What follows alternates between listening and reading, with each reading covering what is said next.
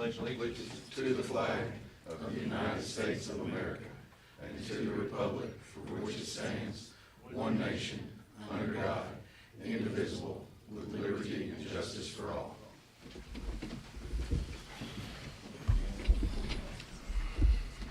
All right, Commissioners, we've had a moment to review the minutes from last month. Any additions, deletions, or we'll entertain a motion for approval. So moved. Second. All right, we have a motion properly made second. All those in favor? Aye. All right, the minutes are approved. I'll turn it over to Mr. Spanhauer for announcements.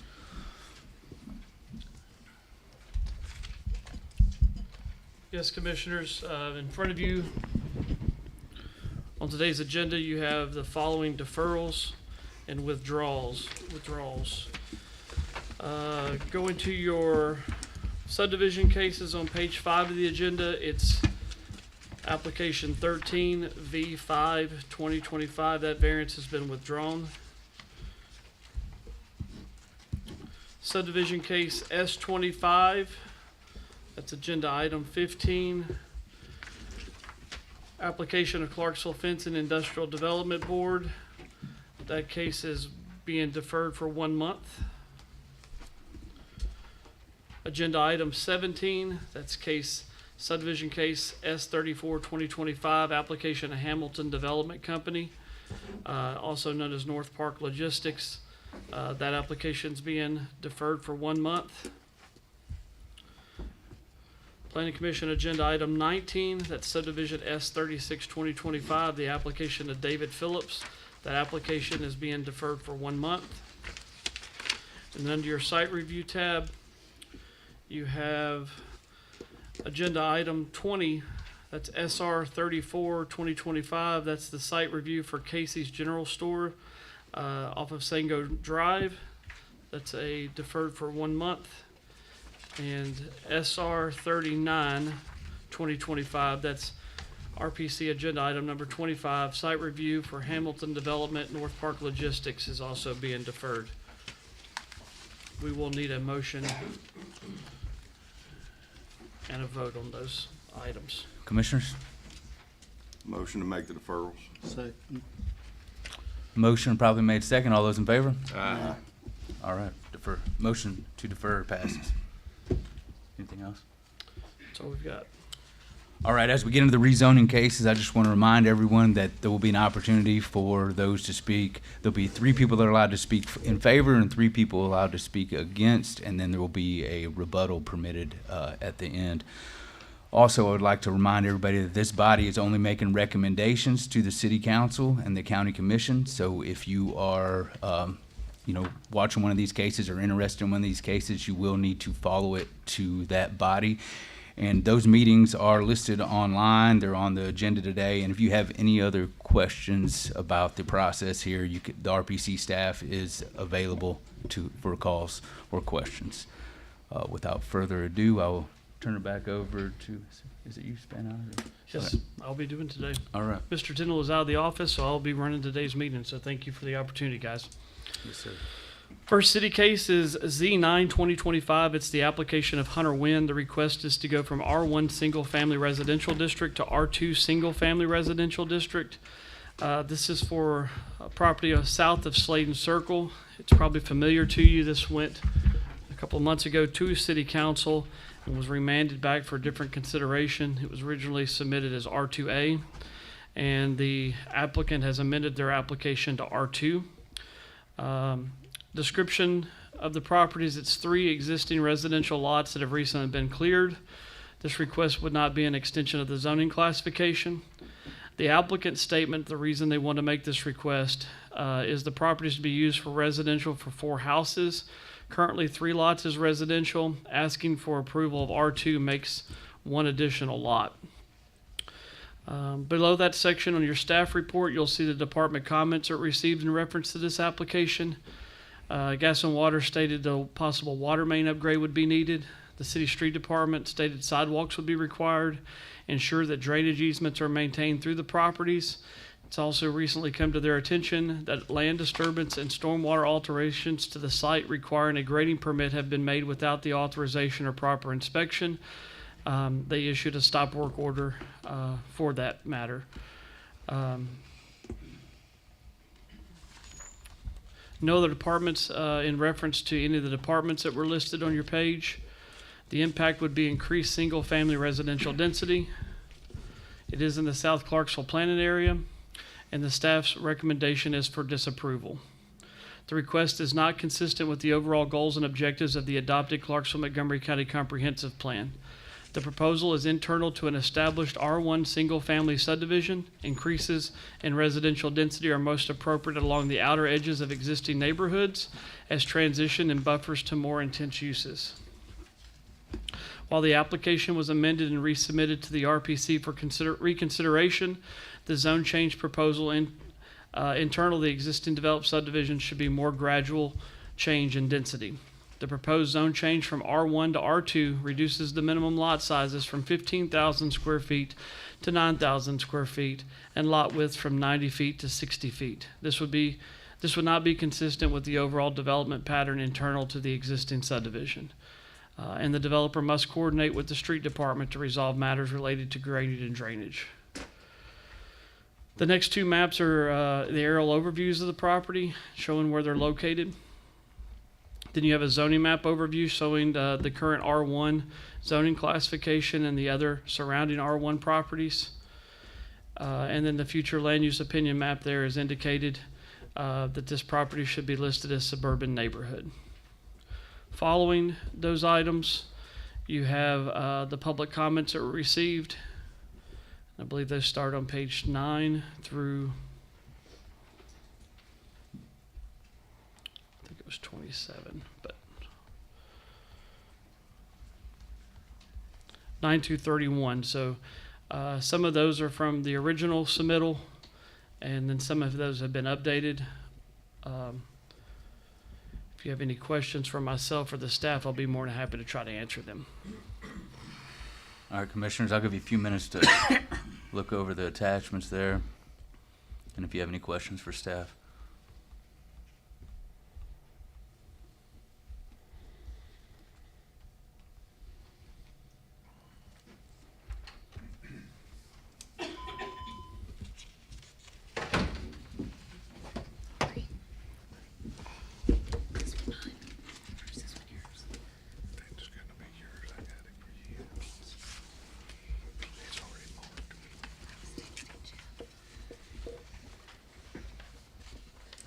All right, I guess we'll go ahead and move into public hearing.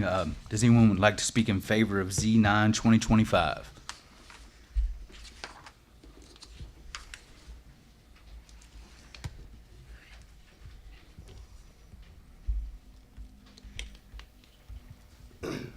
Hi, I'm Jake Welch here representing Hunter Wynn on this behalf.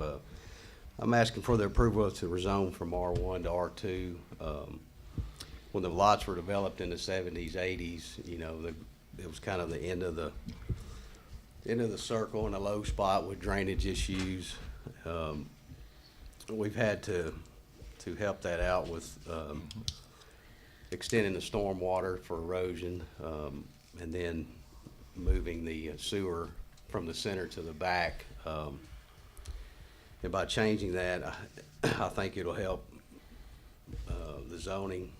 Adding one more lot would help with the setback requirements and provide affordable new houses, which will meet the standards, I think, in that subdivision to make it more affordable. Lots will reduce from a 90-foot road frontage to 65 at the minimum there. And the backs will still be at 100 foot or more, so I don't think it's going to change the look of the lots or the lay of the land is that much. And then we have talked with the city on the drainage and the grading permits. We're working on that. We're just trying to decide if we go through this rezoning to see if it'll change the layout a little bit. Like I said, it's just going to help with the setbacks of the existing storm water, the existing drainage in that area, because it is a low part of the subdivision and it's kind of steep, so I'm going to have to build it up. And before we do that, just going to see if we could get it rezoned to add another lot, and that's all we're asking for. Any questions? Thank you, sir. Thank you. All right, would anyone else like to speak in favor of Z9 2025?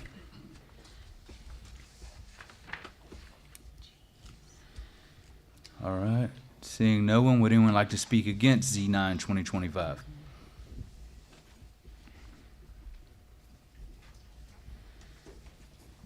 Good afternoon. I'm Mary Ann Straka. My husband and I have lived on that street, just about 3 houses up from there for 39 years, so we feel like we have a vested interest in this. The first, I want to address the question of drainage. There's not been a drainage issue with that until that lot was cleared. It was a fully wooded lot with a lot of vegetation. Since that has been cleared out, it's right now just dirt and rock. There has been an issue with water going over the driveway on the house to the left, pooling in the backyard of the house to the right, and there's been some seepage into the garage of the house behind them. So there have been some drainage issues actually created at this point.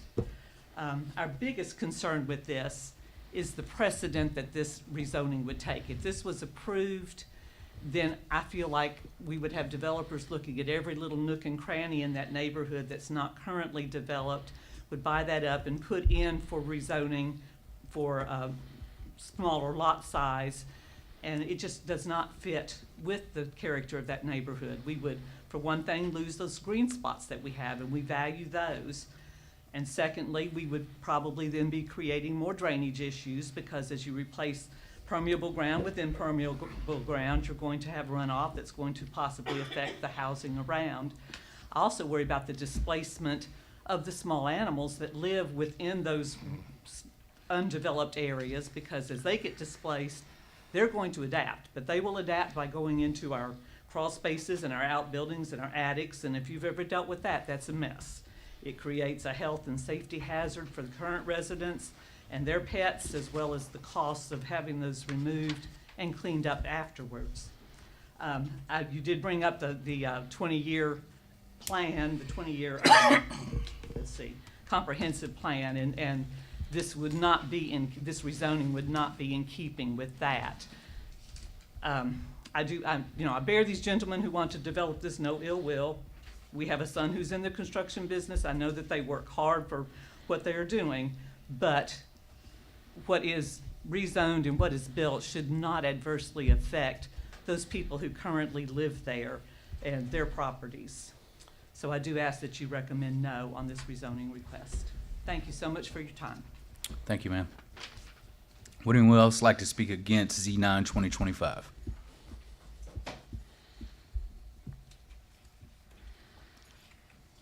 All right, seeing none. Mr. Welch, would you like to say anything? Rebut?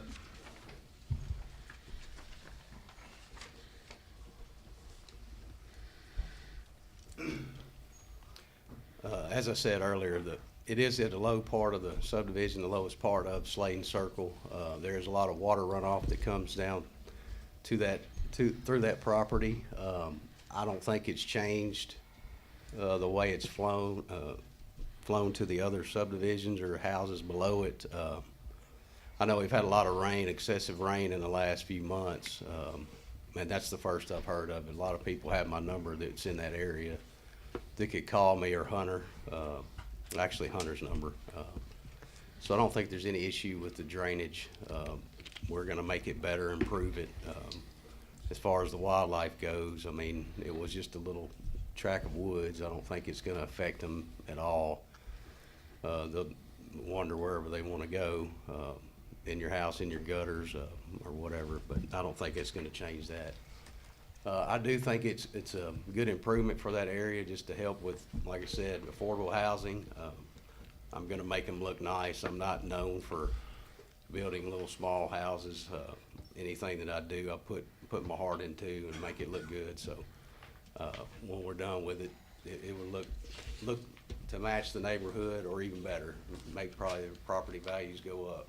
You know, I'm okay with putting a sidewalk in the front of the houses, because I mean, it's kind of a bad turn. So, you know, if they had somewhere to get off the road to walk their dogs or whatever, you know, sightsee or whatever they want to do, I think that would benefit that area. Thank you. Thank you, sir. All right, we're gonna exit public hearing and go into regular session, commissioners. Motion for disapproval. The proposal is internal to the established R1 single-family subdivision, increasing residential density are most appropriate along the outer edges of existing neighborhoods. Second. All right, we have a motion and properly made second for disapproval.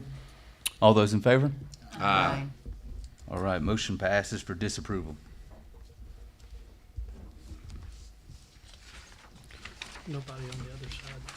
It's all unanimous. Was that unanimous?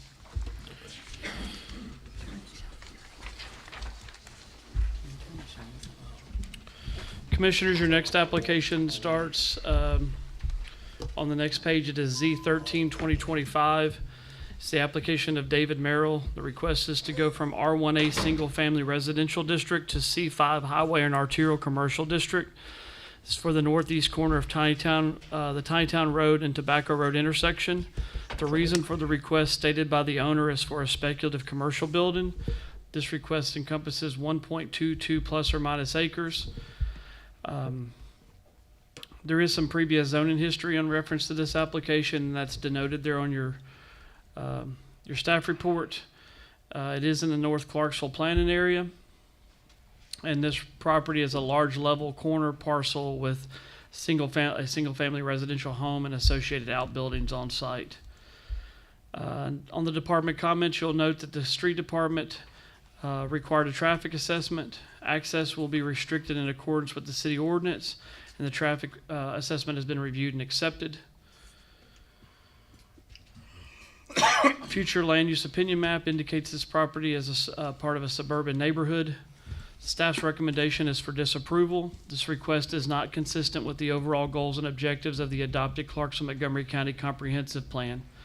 The adopted future land use opinion map identifies this parcel as suburban neighborhood, and it is intended to remain a residential use. The current zoning and uses surrounding this parcel to the north, east, and west are single-family residential.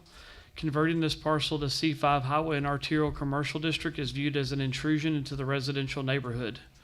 Based on the adopted City of Clarksville Access Ordinance, the driveway location for this parcel is required to be off of Iris Lane unless an access appeal variance is granted by the Access Appeals Board. No adverse environmental issues have been identified as part of this zoning request. The next two slides, you will see the aerial overviews of this property, then the zoning map overview of the property, and the future land use opinion map. If you have any questions, I'll be more than happy to answer on behalf of the staff. Mr. Payne Howard, are you saying the only access would be off of Iris or whatever? Is that what you're saying? Per the access ordinance, that would be the only permitted access, yes.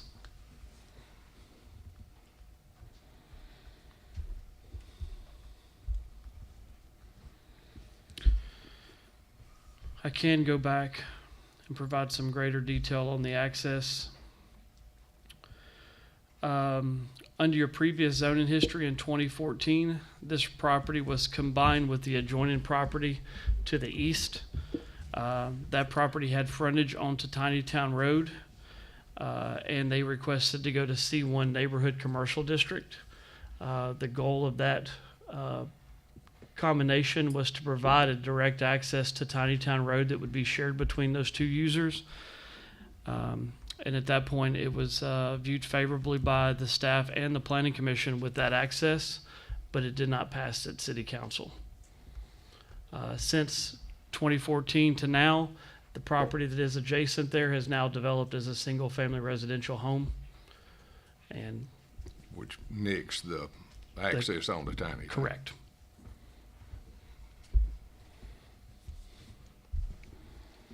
Any other questions, commissioners?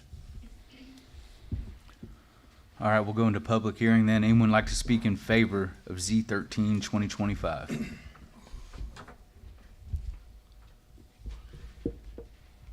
All right, seeing no one, anyone like to speak against Z13 2025?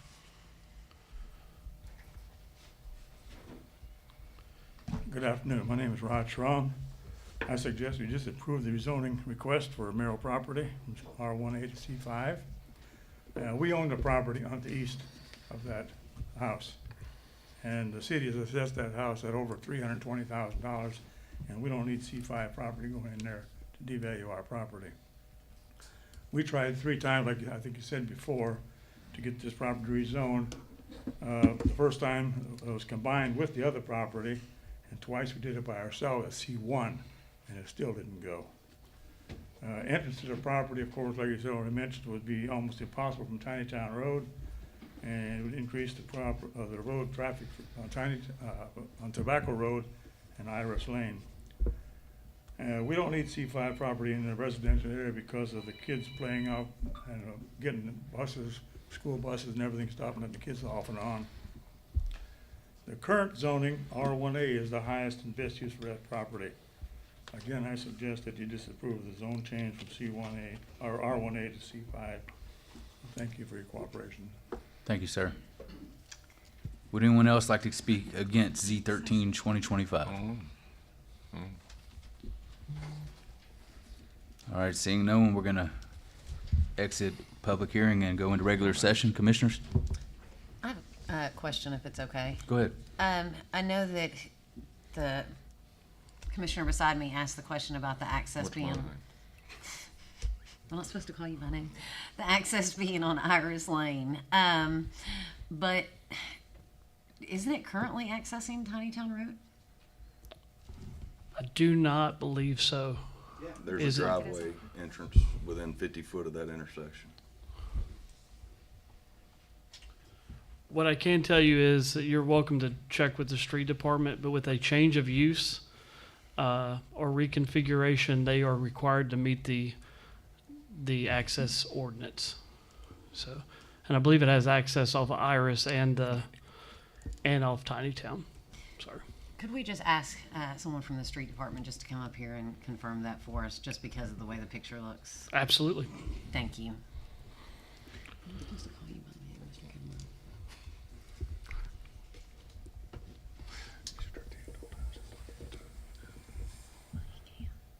Yes. The, the question I just asked in regard to the access, because it looks like from that picture right there, like they already have access to Tiny Town Road. But there, it stated that if this were to be rezoned, the access would have to be on Iris Lane. Can you just confirm that for us? Absolutely. Currently, that is a single-family home, I believe. The changing to C5 zone would allow for a greater density of development potential, therefore generating a larger number of trips.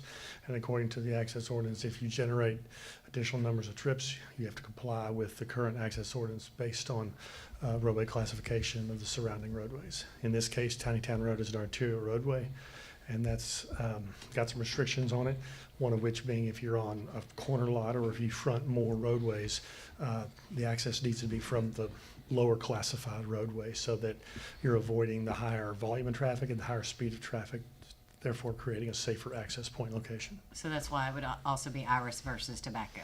Yes, Tobacco, I believe, is classified as a collector roadway. Okay. Okay, thank you, sir. I Yes. appreciate it. No problem. Thank you. You're welcome. Any other questions, commissioners?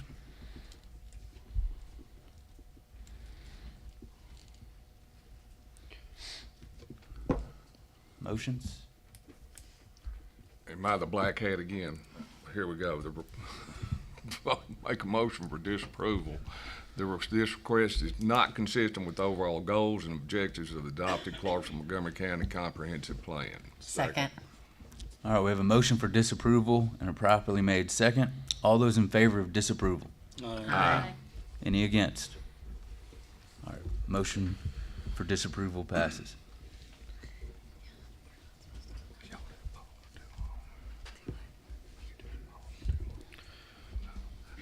All right, Commissioners, your next application, I believe, is on page 39 of the staff report.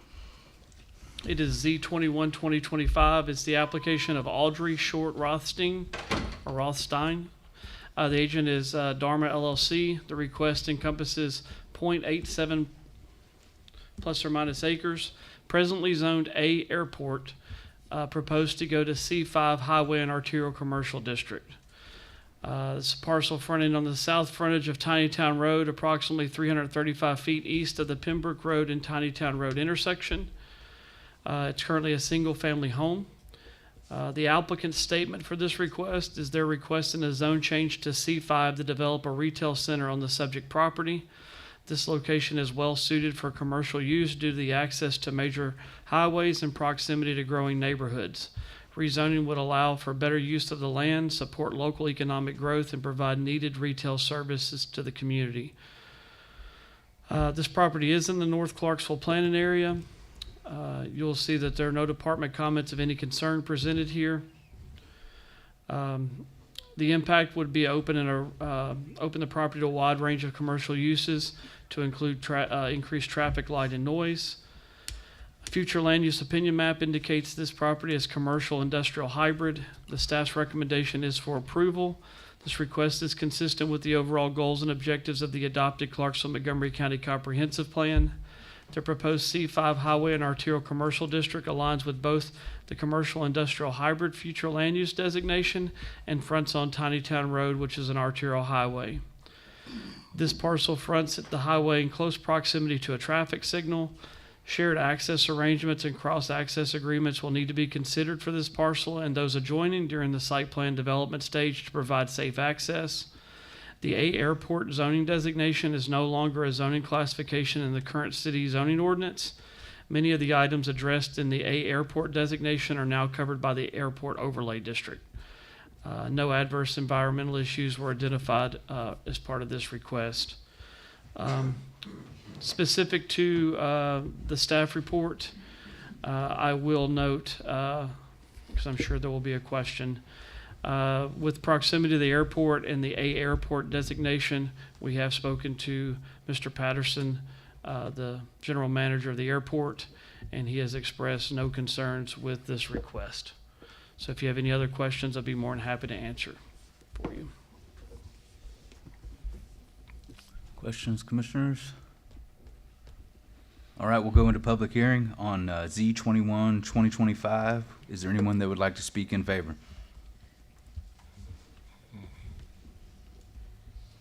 All right, seeing none, would anyone like to speak against Z21, 2025? All right, back into regular session, commissioners. Motion for approval. This request is consistent with the overall goals and objectives of the adopted Clarksville-Montgomery County Comprehensive Plan. Second. All right, we have a motion for approval and a properly made second. All those in favor? Aye. Any against? All right, Z21, 2025 passes. Commissioners, the next application is on page 47. It's Z22, 2025, the application of Tanya Bosley. The agent is Larry Riccone. The request encompasses 4.41 acres, presently zoned R1 single family, proposed to go to C2 general commercial district. This would not be an extension of the zoning classification, but is for a parcel on the north frontage of Rossview Road, approximately 500 feet east of the Dunbar Cave Road and Rossview Road intersection. It's a fairly level parcel with a single family home on site. It is in the St. Bethlehem planning area, and the applicant's statement for this request is they plan to build a retail building and a child care facility. A traffic assessment was received and accepted in reference to this property. And you'll see the remaining department comments there, including some from the school system. The impact of this proposed use would be increased traffic, light, and noise, additional commercial uses to include permitting mixed use and multifamily residential. Historical estimates, if it were developed as multifamily, would be 52 units. Future land use opinion map, as you'll see in a moment, indicates this property is a mixed residential neighborhood. The staff's recommendation is for approval. This request is consistent with the overall goals and objectives of the adopted Clarksville-Montgomery County Comprehensive Plan. The adopted future land use map indicates this property is designated as a mixed residential neighborhood, future land use, and the C2 general commercial district aligns with the MRN designation. The mixed residential neighborhood designation states that neighborhoods serving commercial and businesses such as corner stores, small restaurants, and personal services are appropriate along major roadways such as Rossview Road, which this parcel fronts. No adverse environmental issues have been identified as part of this zoning request. You have the two aerial overview maps, including a zoning map overview of the area, and then the future land use opinion map. There are some public comments that are received in reference to this application. The applicant, as part of their public comment, has provided some drawings of what they're proposing to build on site. And then there are upcoming a comment in reference to this application that's opposed. If you have any questions for myself or the staff, I'll be more than happy to try to answer them. Commissioners, give you a moment to review those attachments if you have any questions.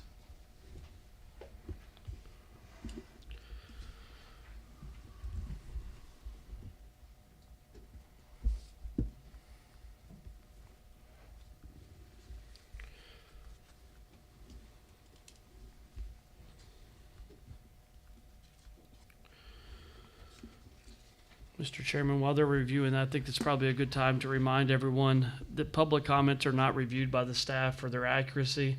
These plans have not been reviewed to make sure they meet current zoning standards. And if you have questions, I would direct them to the individuals who provided them.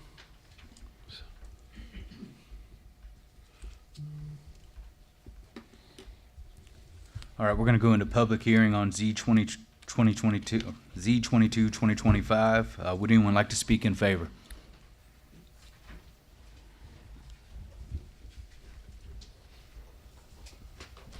Larry Riccone, I'm here on behalf of the applicant, 308 South 2nd Street.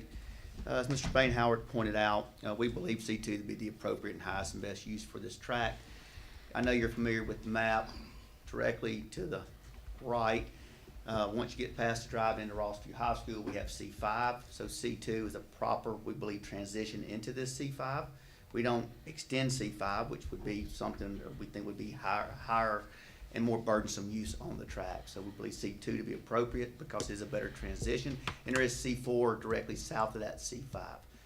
We've submitted plans of a retail center in the front.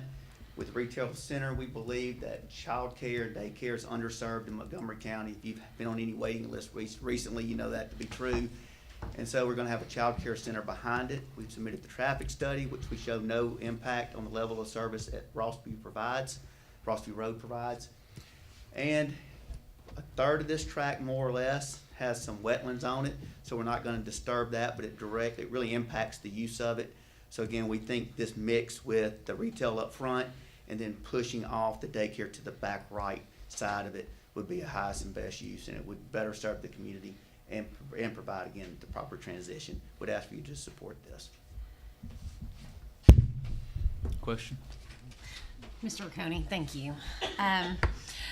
You know from sitting up here what the concern is going to be of council members and of residents in the area with it being C2.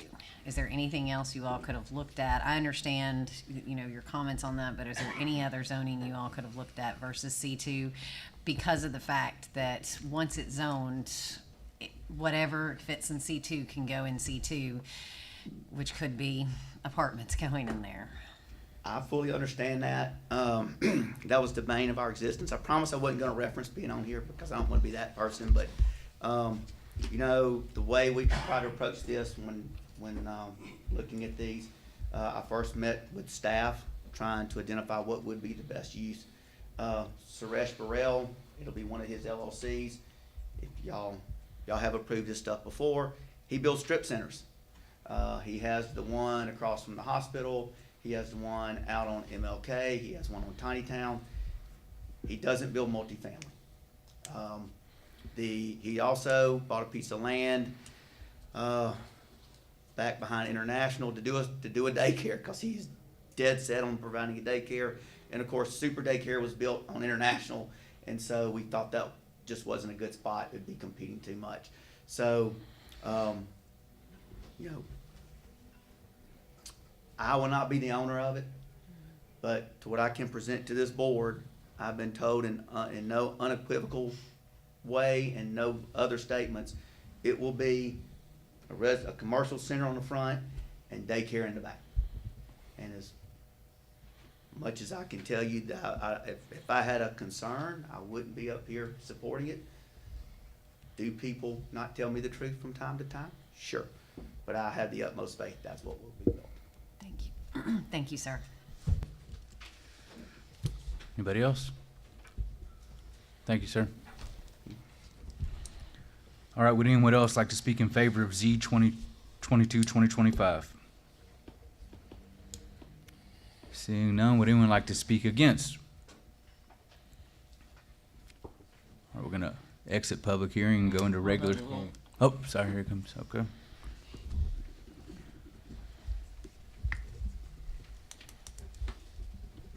Good afternoon, Commissioners. Joe Shakinian. I'm the City Councilman for Ward 11. I don't oppose the commercial, but again, as long as we don't have apartments, I'm good with it, and I plan to talk to the residents in that area between now and the time we vote at the City Council to get more clarity from them. Thank you. Thank you, sir. Would anyone else like to speak against?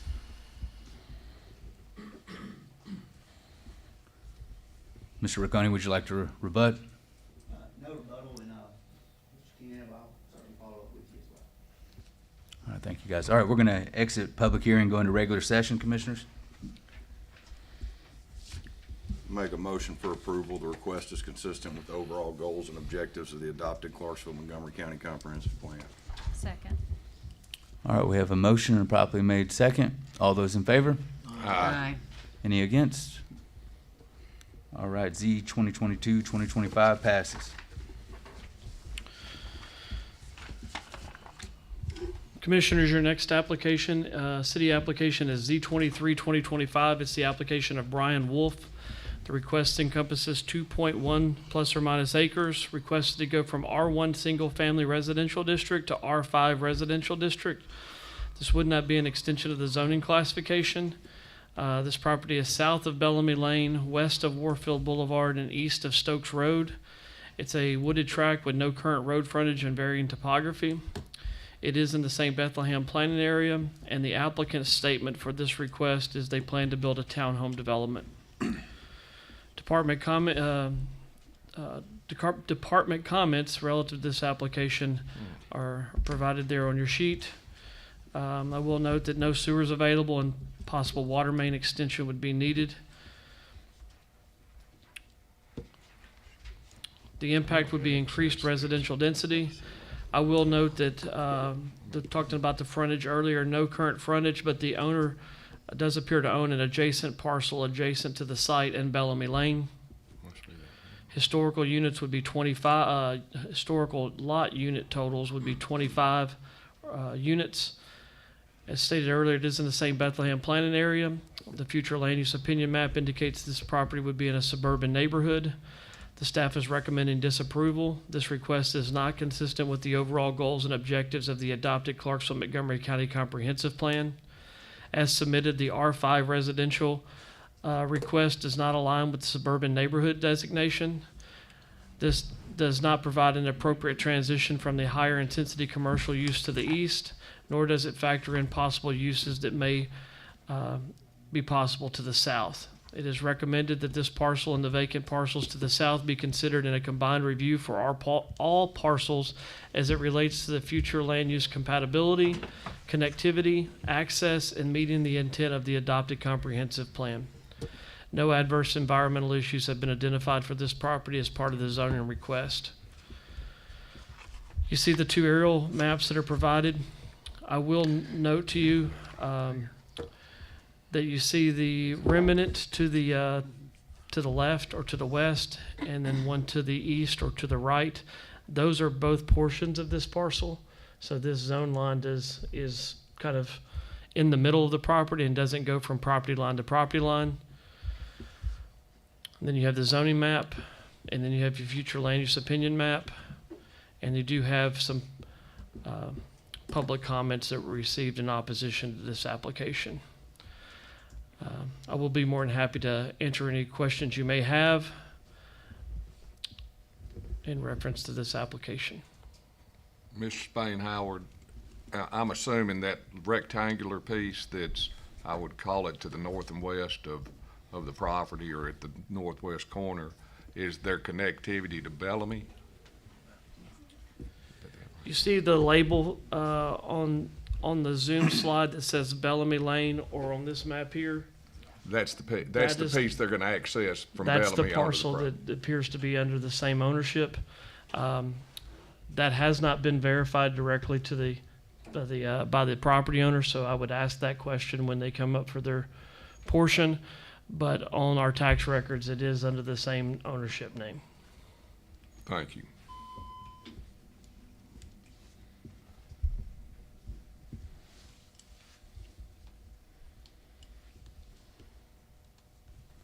All right, we're going to go into public hearing on Z23 2025. Would anyone like to speak in favor?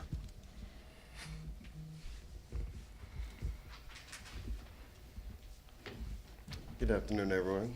Richard Garrett, 1488 Collinsview Way.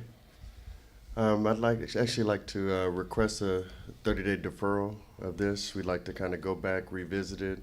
I've heard some of the complaints from some of the residents and the concerns that the Planning Commission has raised. And so, we'd like to just go back, study it, and maybe come back with another option that'll be a win-win for the community. Thank you. Thank you, sir. All right, would anyone else like to speak in favor of Z23 2025? Seeing no one, would anyone like to speak against Z23 2025?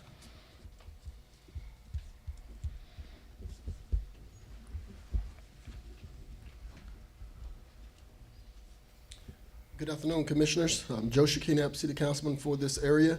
And again, I've heard from all of the residents pretty much that live in that area that's going to be affected by this, and they're definitely opposed to it. So I would agree with the previous speaker there to have it deferred so he can look at some other options. But from an R1 to an R5, I think it's a bit drastic. And then access from Bellamy, I actually walked this with some of the residents. That access is hard because it's going to have to go through the owner's land that he says he owns that, have an access road, and it's still going to sit behind two other properties. This development is going to be behind two other properties. So it's definitely not a good idea for those guys that live over there. Thank you. Thank you. Would anyone else like to speak against Z23 2025?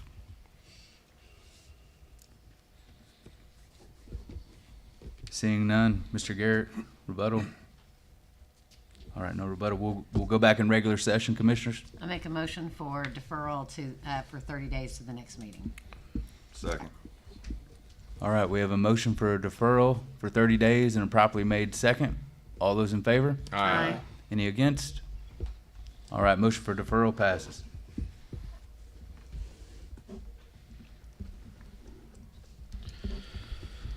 Commissioners, your next application is Z24 2025. It's the application of Beyond Holdings LLC. The agent is Heather Fleming. The request is to go from M1 Light Industrial District to C5 Highway and Arterial Commercial District. And this does encompass just over 2 acres at 2.09 plus or minus.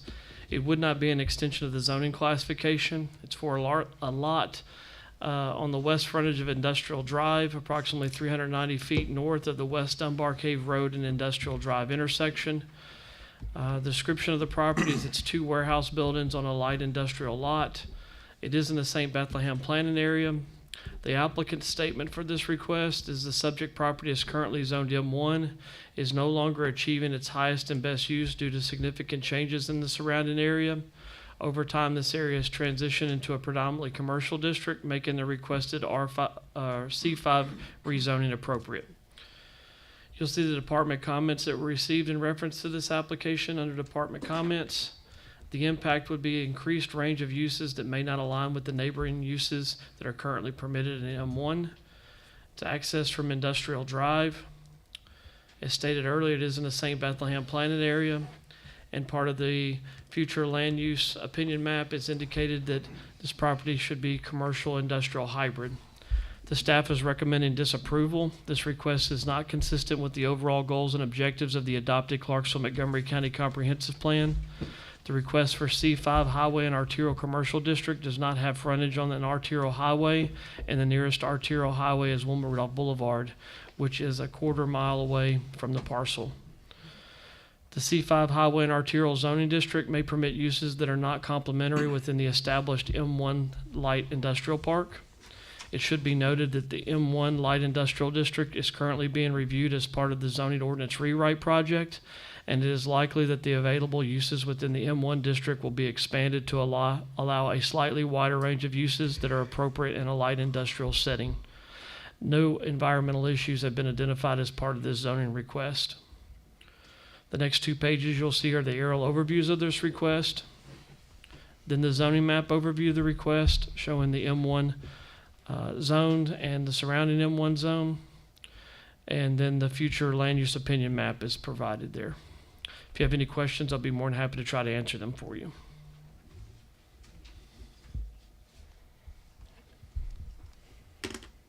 Commissioners, any questions for staff? All right, we're going to go into public hearing on Z24 2025. Is there anyone that would like to speak in favor?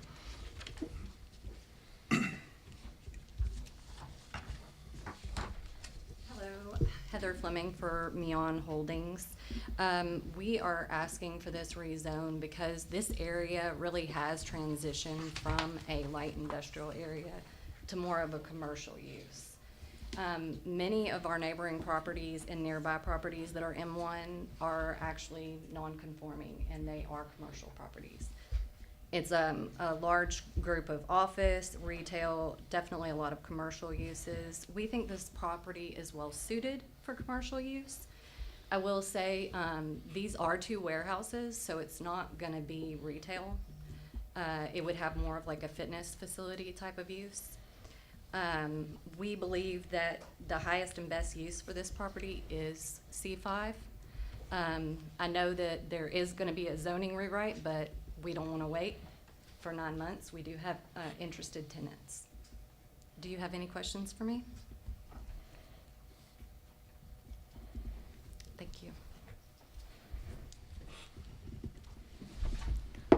All right, is there anyone else that would like to speak in favor of Z24 2025? Seeing none, is there anyone that would like to speak against Z24 2025? All right, we're going to exit public hearing and into regular session, Commissioners. I make a motion for approval based on other C5 zoning in the area, as well as other properties in the area that fit into the C5 zoning as well. Second. All right, we have a motion in favor and a properly made second. All those in favor? Aye. Any against? One against. Motion passes. Z24 2025 passes.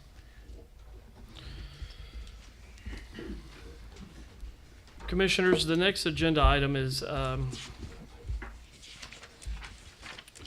it's actually Z04 2024. I did not include that in the original withdrawals and deferrals because I wanted to give you a small update on that.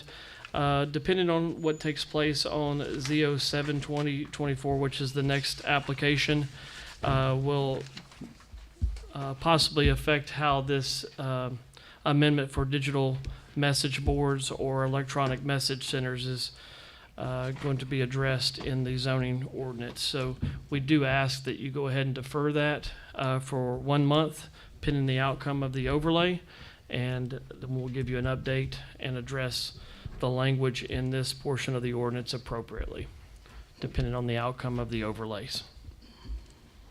If there's any questions, I'll be more than happy to answer them.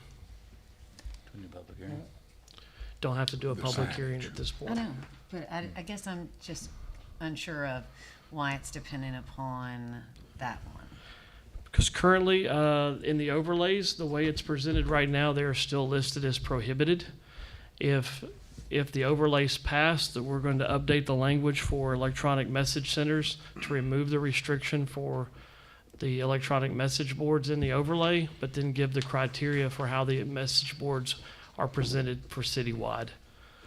So it will remove the prohibition of them in the overlays, and then these will be the rules that will apply for electronic message centers for consideration. So if in short, there are not any criteria for how message boards operate currently.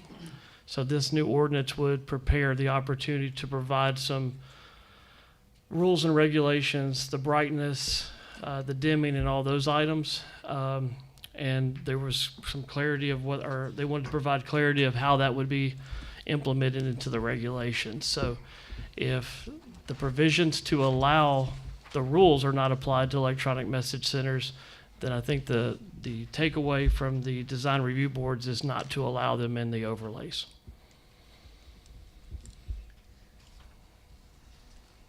Okay. Well, we'll get a month to think about it some more. We would need a motion on that. On the deferral of the signage, Yes, I make please. a motion. Second. All right, we have a motion for deferral and a properly made second. All those in favor? Aye. Nay. Against?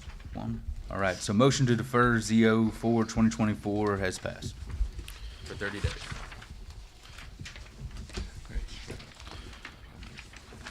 Commissioners, your next application is Z07-2024. It's the application of the City of Clarksville City Council. The request was for a text amendment to create Clarksville Design Overlay Districts along the Fort Campbell Boulevard and Tinytown Road. So we've prepared a ordinance text amendment to create the Clarksville Design Overlay Districts along with Fort Campbell Boulevard and the Tinytown Road. In researching this, we think the clearest way to go about accommodating this request was to combine all the language and simplify just one chapter for all the overlays, and then break the Madison Street is broken down into individual sub-districts, and I can get into the details of the ordinance as it relates to each specific area. I'll start with an explanation of what we have currently on the board, how we got to this point.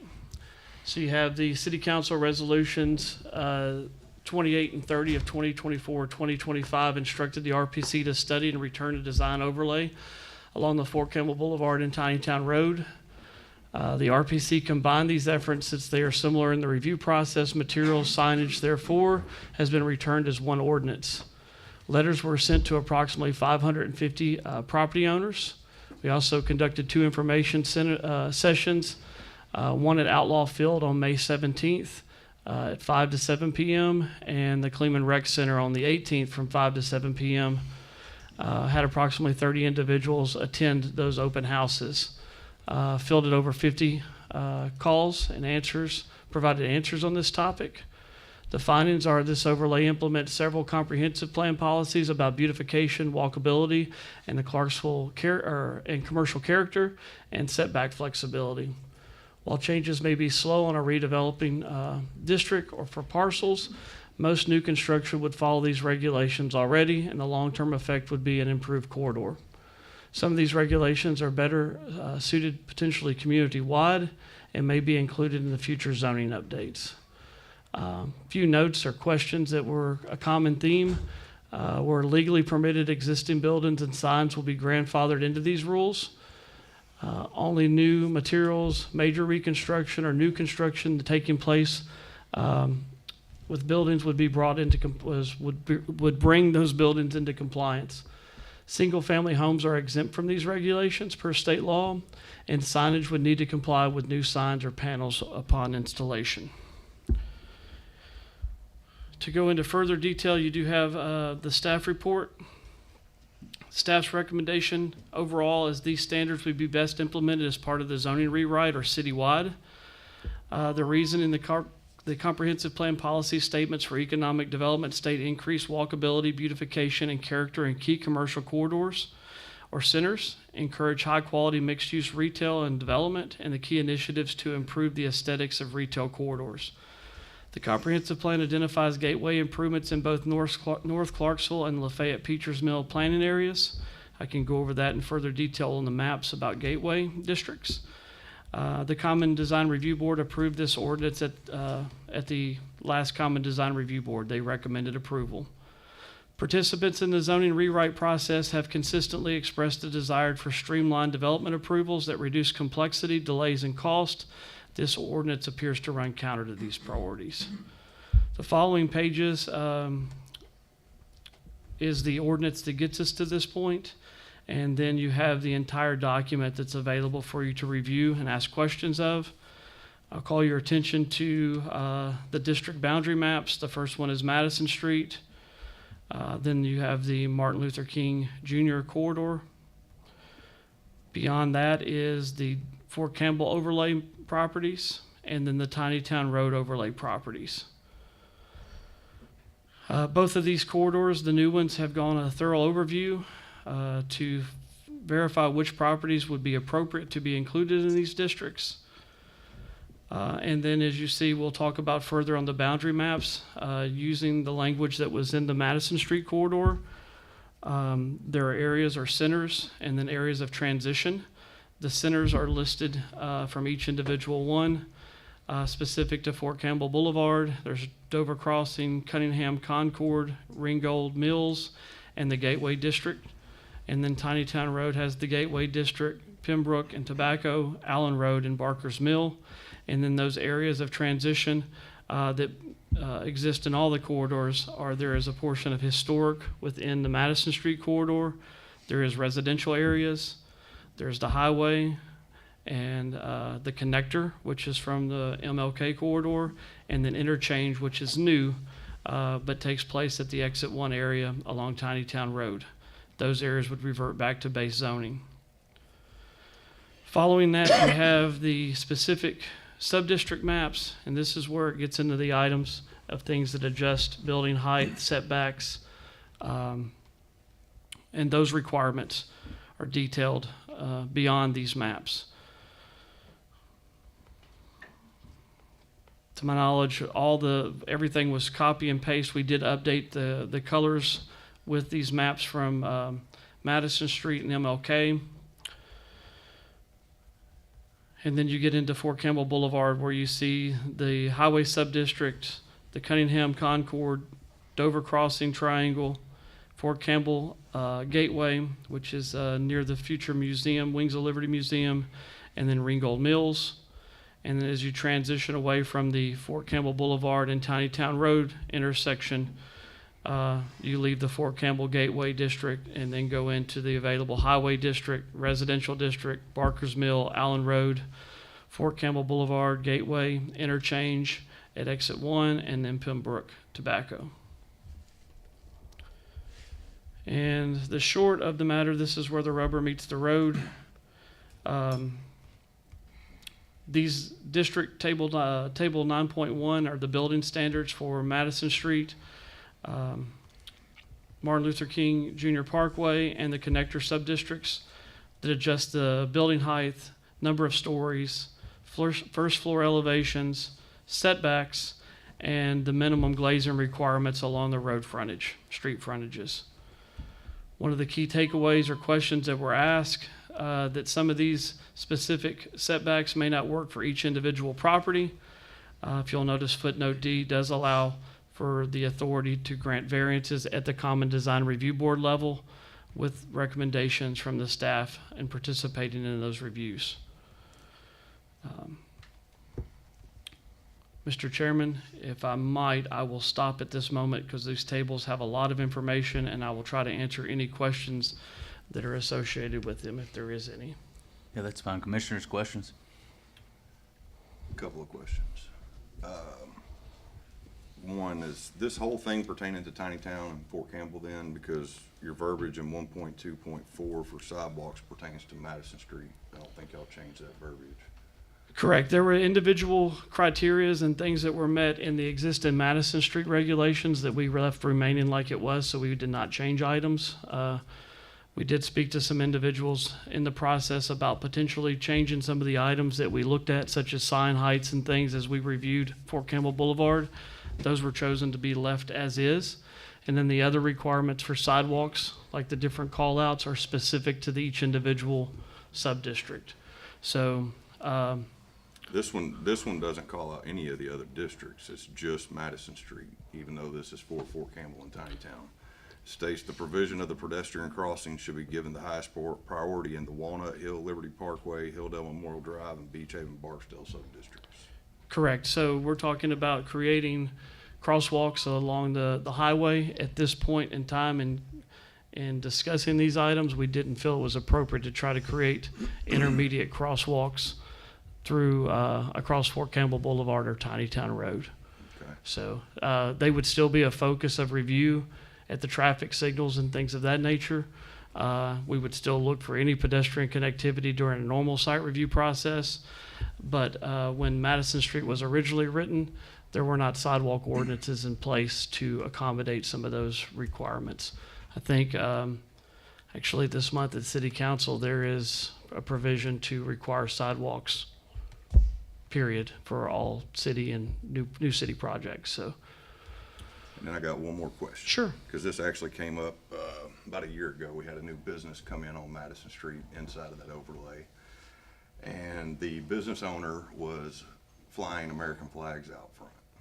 And building codes kept getting called and coming out, hassling him a little bit because telling him to take them down because it's not allowed in that overlay. I'd like to see a change in this to allow the American flag no matter what the circumstance is. Because to me, that's unpatriotic. So bear with me, I'll pull that section so that everybody's on the same sheet of music here.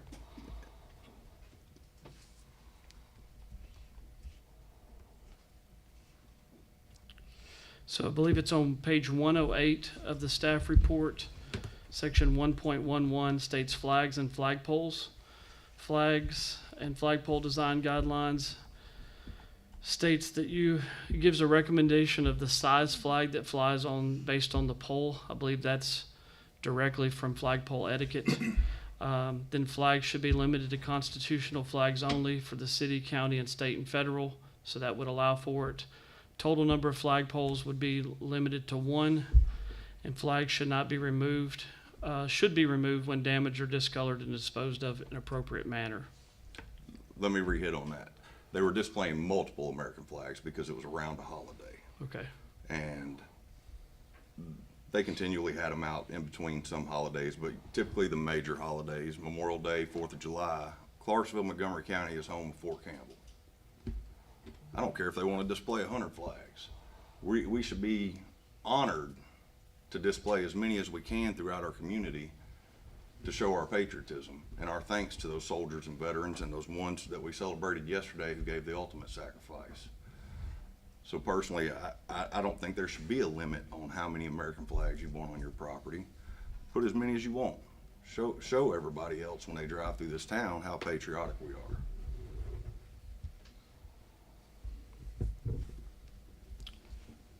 Point taken.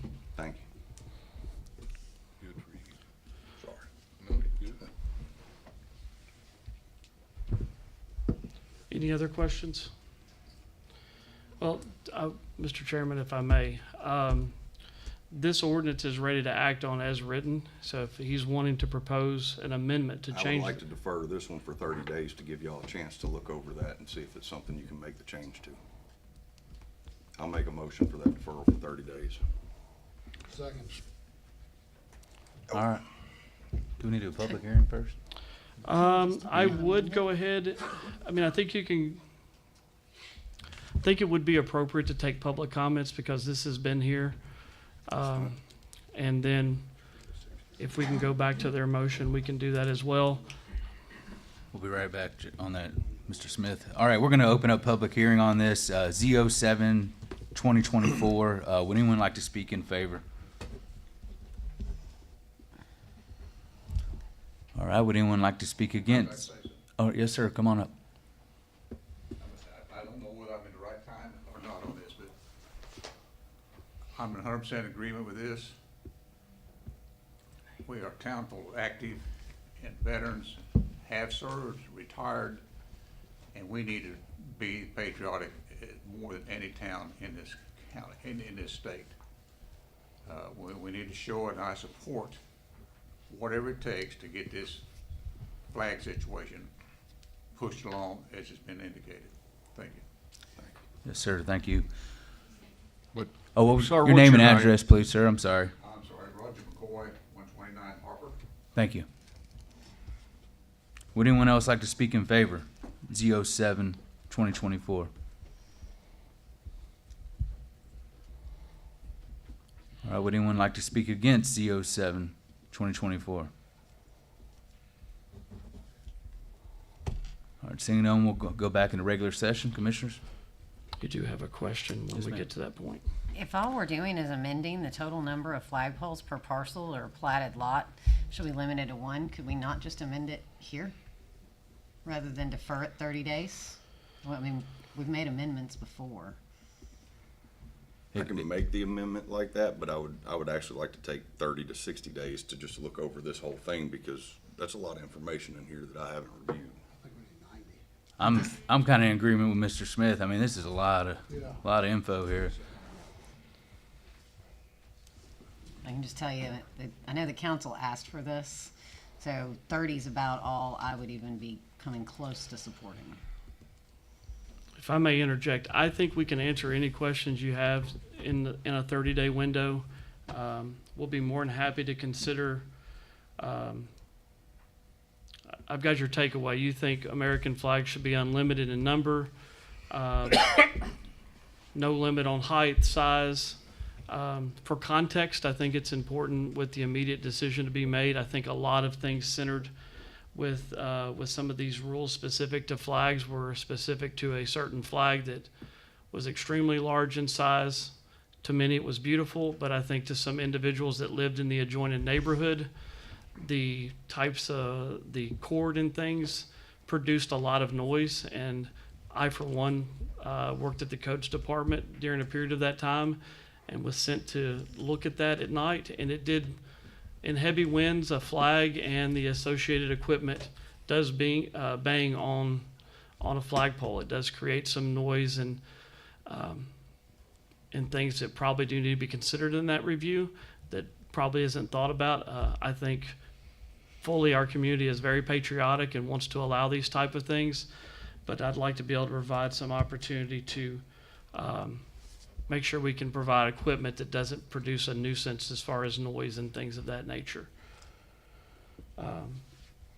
So if that's what you're wanting a 30-day deferral for, we can provide that data and try to accommodate that request to open the especially constitutional American flag allowances. I'd like the 30-day deferral for that, and so I have time to study this a little bit more and see what other things are in there that I may be missing just reviewing it. Well, we did have a motion and a properly made second, commissioners, for a 30-day deferral. Are you asking all in favor? All of it in favor? Yeah. Aye. Any against? Me. Okay. All right, Z07-2024 is deferred for 30 days. I will say this, back to this application, we were given a specific timeline to operate under. If you have any questions or concerns with this, please bring them to us at our earliest convenience. We want to make sure we get this ordinance back to the body that requested us to do it, but also think they want a favorable recommendation, so we want to accommodate any comments through the process to get this to that point.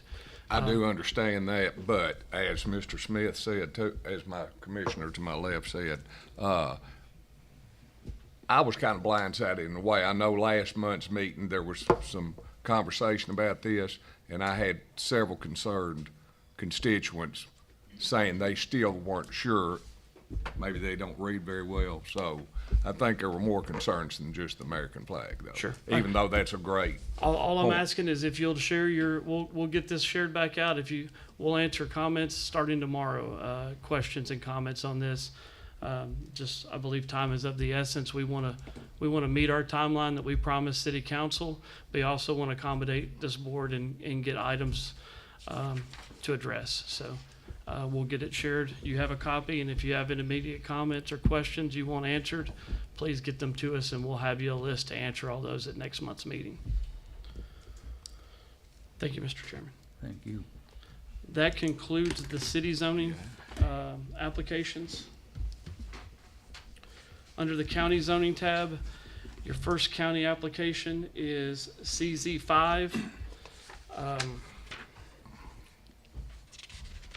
It's the application of Ben Mims, requested to go from agricultural district to C4 highway interchange district. It's for a piece of property that's at the southeast of the Guthrie Highway and Oakland Road intersection.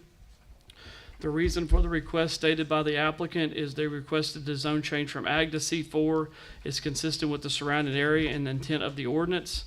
The subject property is to be used as a convenience store, and it says a dueling station, but that should be fueling station. Encompasses 4.37 plus or minus acres. It is in the St. Bethlehem planning area. As stated earlier, is to go from ag to C4 highway interchange district. The reason for the deferral last month was this property is kind of a unique circumstance with its location in the county and access by city roadway. A traffic assessment and study was being reviewed by both the city street department and Montgomery County Highway Department. They both have reviewed that and provided, accepted the review of that item and the assessment. You'll see the other department comments are received in reference to this application. The impact would be increased traffic, light, and noise, including a wide variety of commercial uses. Would be accessed from Guthrie Highway, although this does encompass or is adjacent to a traffic light. And I can get into that in just a moment. Future land use opinion map indicates this property is mixed use. Staff's recommending this application for approval. It's consistent with the overall goals and objectives of the adopted Clarksville-Montgomery County Comprehensive Plan. The proposed C4 Highway Interchange District is the appropriate zoning classification for this parcel based on its proximity to I-24 Interchange Exit 4, and recent growth in the immediate area has increased the need for additional C4 zoning at the interchange. The C4 Highway Interchange District request aligns with the future land use designation of mixed use based on the parcel's frontage along the arterial highway and in close proximity to the interstate exit. Roadway and traffic signal improvements will be in alignment with the submitted traffic study, and implementation will be part of the site plan review approval process. No adverse environmental issues have been identified relative to this application. We've been in discussions with the Tractor Supply Company. This applicant and the adjoining applicant that's to the west of this property or behind it, in reference to adding a leg to the intersection that accesses the property fully behind it. The applicant and those surrounding have been working towards that agreement. We hope to see that as part of the site plan approval process. The next few maps are the aerial overviews. The zoning map overview, where you can see the dash line is the city and county limits, and then the future land use opinion map. If you have any questions, I'll be more than happy to try to answer them for you. Commissioners, any questions? All right, we're going to go into public hearing on CZ 5/2025. Would anyone like to speak in favor?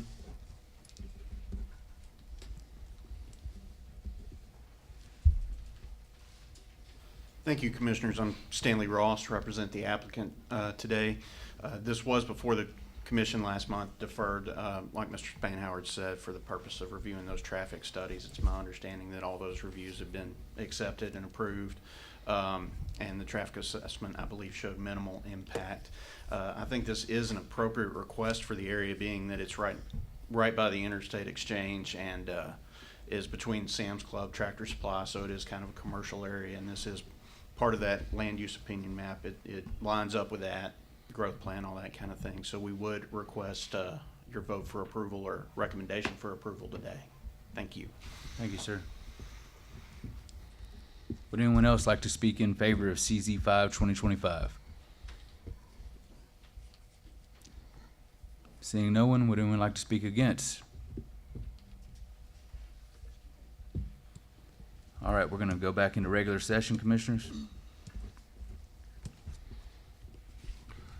Make a motion for approval of the request consistent with the overall goals and objectives of the adopted Clarksville-Montgomery County Comprehensive Plan. Second.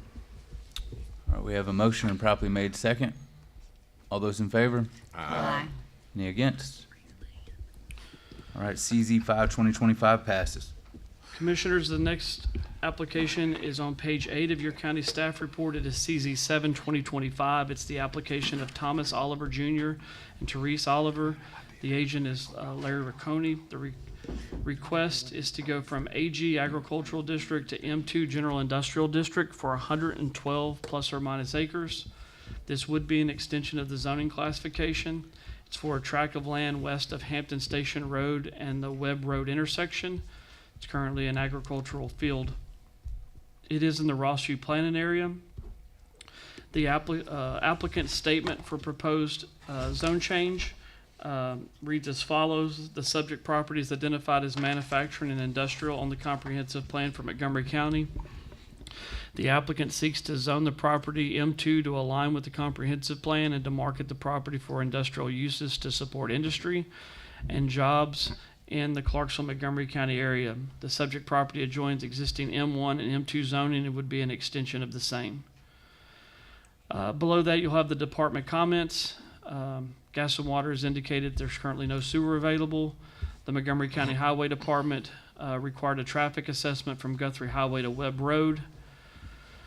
And then you have the other department comments that were received in reference to this application.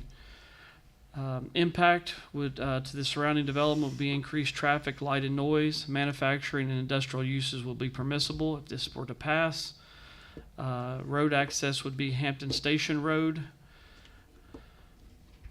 Specific to the roadway network, in conversations with the highway department, it would be likely, depending on how this property were developed, to require some roadway improvements to straighten out some of the existing county roads and to put them in an appropriate area as this property were developed. These are things that we would definitely look at the site review phase.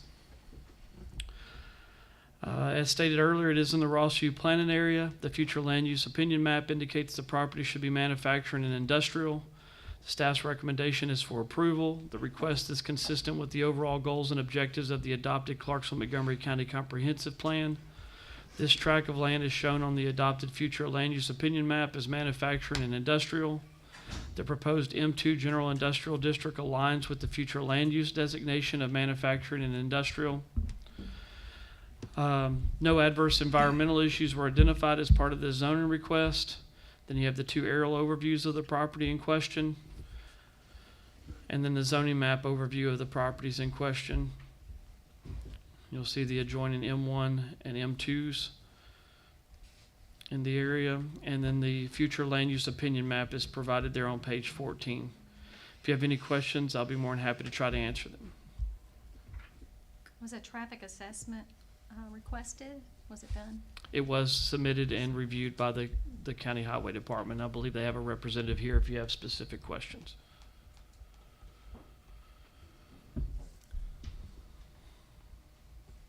All right, we're going to go into public hearing on CZ 7 2025. Would anyone like to speak in favor?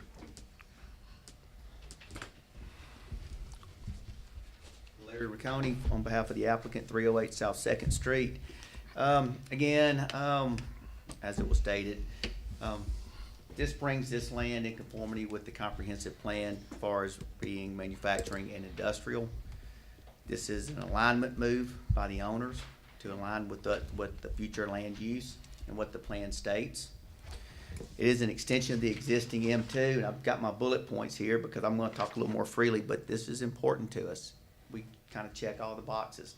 I've spent time on the phone with the IDB. My first thought was when Mike was called, again, reached out to Mr. Spainhoward, and this office spoke to the IDB. The IDB fully supports that. I've talked to them. I was given full authority to share this with y'all, and the IDB supports it for a reason I didn't understand, and I did once I spoke with them. The IDB is out pushing larger tracks for larger industry. This is considered what's called a tier 2 or tier 3 stage. This is for a supplier to the industry they're trying to market to. So they fully support this rezone because this gives the owner the chance to market this property to the suppliers that the IDB can then leverage. If you put this larger plant in Montgomery County, we have land for your suppliers to go to. So again, fully support this. We have rail access, so M2's proper. We understand there's probably going to be road improvements. We don't have any issue with that going forward. Owners are serious about bringing industry and jobs and growth to Montgomery County. One thing that, is pretty unique to me when I thought about this and why this should be approved. We all get those cards in the mail, hey, will you sell your house? Get those and throw those away. Well, when you own this kind of land out in the industrial park, you get those phone calls too, but it's somebody that tries to tie your land up for a year. Give me an option for a year. And then they go and market your property. And as the owner, you've lost control. This board and this body before today came up with the own your buffer, control your buffer. Well, I thought this was pretty unique because control your land. So instead of the owner having to go and sign all these options and tying it up for a year, not knowing who that person was going to sell it to, they said, we can do this. So the first thing is you get an option, they're going to rezone it. So we're going to get in front of this. We are going to rezone our own property. Then we can market our property and we will know who the users will be. So I really thought that was a great idea of somebody taking charge of their property and really taking ownership in the community and knowing what's coming and supporting that. So we ask you to support this rezone. There are no plans today. There's no contracts. There's no options.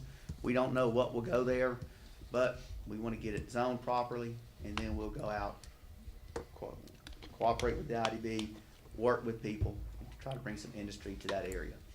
It is also in the informal industrial park. I didn't know that existed, but it does exist. I was given a map of that. And so again, the IDB fully supports it and said that they were on board with this. That's all I have. Thank you, sir. Thank you. Would anyone else like to speak in favor of CZ 7 2025? Seeing no one, would anyone like to speak against?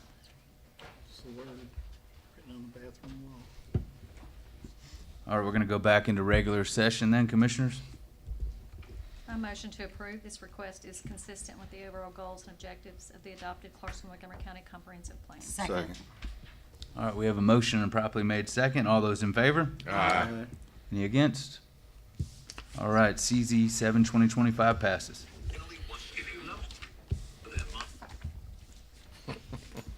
Oops. Commissioners, on the county staff report, page 15 is your next application. It is CZ 8 2025, the application of Vision Home Builders LLC, requested to go from R1 single family residential to R1A single family residential. The request encompasses 7.1 plus or minus acres. This would not be an extension of the zoning classification. It's for two parcels fronted on the east frontage of Harper Road, approximately 1,250 feet south of the Highway 41A South and Harper Road intersection. It's relatively level grassland. This is in the county UGB, which is the urban growth boundary, and the Sango planning area. The applicant's statement for proposed use is for a single-family development. And you do have previous zoning history referenced on the staff report from 2018. This was deferred last month for a traffic assessment for the county. They denoted potential road improvements would be needed. They have since reviewed and accepted the traffic assessment. The Gas and Water Department indicated that no sewer is available. And you'll see the rest of the comments are received in reference to this application. The impact would be increased single-family residential density. Historical lot estimates, it's kind of a unique piece of property. It's very likely to be divided in the future. If this were to be the zone change into frontage lots, would equate to 10, or if they were to design an internal road network, the historical estimate would be 19 lots. Future land use opinion map indicates this property is part of a suburban neighborhood in the Sango planning area, and the staff's recommendation is for approval. The request is consistent with the overall goals and objectives of the adopted Clarksville-Montgomery County Comprehensive Plan. The R1A single-family residential district aligns with the suburban neighborhood designation identified for this tract on the adopted land use opinion map. The request is located in an appropriate location for a gradual increase in density and is in character with the development pattern in the area. The proposed R1A single-family residential zoning classification is a gradual transition from the R1 standards of 15,000 square feet lot size and 90 feet lot width to an R1A of 12,000 square foot lot size and 80-foot lot width. These types of gradual increases align with the growth principles of the adopted comprehensive plan. No adverse environmental issues have been identified as part of this request. The next two slides are the aerial overviews of the area. And you'll see the dashed line is the actual city limits line. And then you have the zoning map of the area, and then the future land use opinion map. If you have any questions, I'll be more than happy to try to answer them for you. All right, seeing no questions, we'll open up to public hearing. Would anyone like to speak in favor of CZ 8 2025?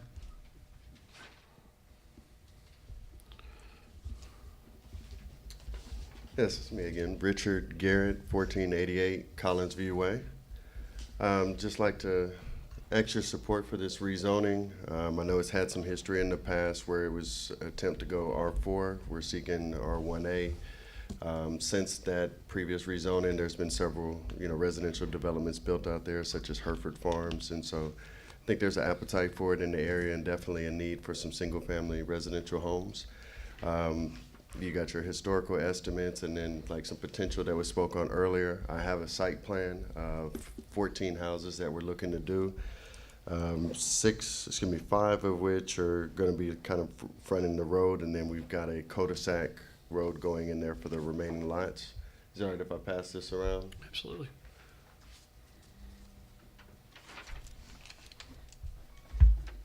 So as mentioned, we're looking to just basically do a 14-lot development in the area. Open to any questions that you may have. And y'all are welcome to keep that. It's got some scribblings on it, but it's not that important. Thank you, sir. Thank you. All right, would anyone else like to speak in favor of CZ 8 2025? Would anyone like to speak against CZ 8 2025?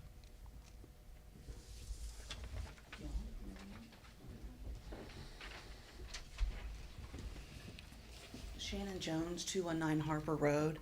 I'm against this. Two of my biggest concerns are, one is having 10 lots, mailboxes on Harper Road, if that's what he's going to do. The other thing is if he does develop to where there is a road inside of it, that particular piece of property is lower than everything else around it. I am on the bottom of the television screen going into that. We have a pond, and on what we affectionately call the back 40 of our lot, everything on our property does dump into the property in question. Across the street, there is a culvert or a pipe going under the road. That is also, everything on that side of the road drains into this property.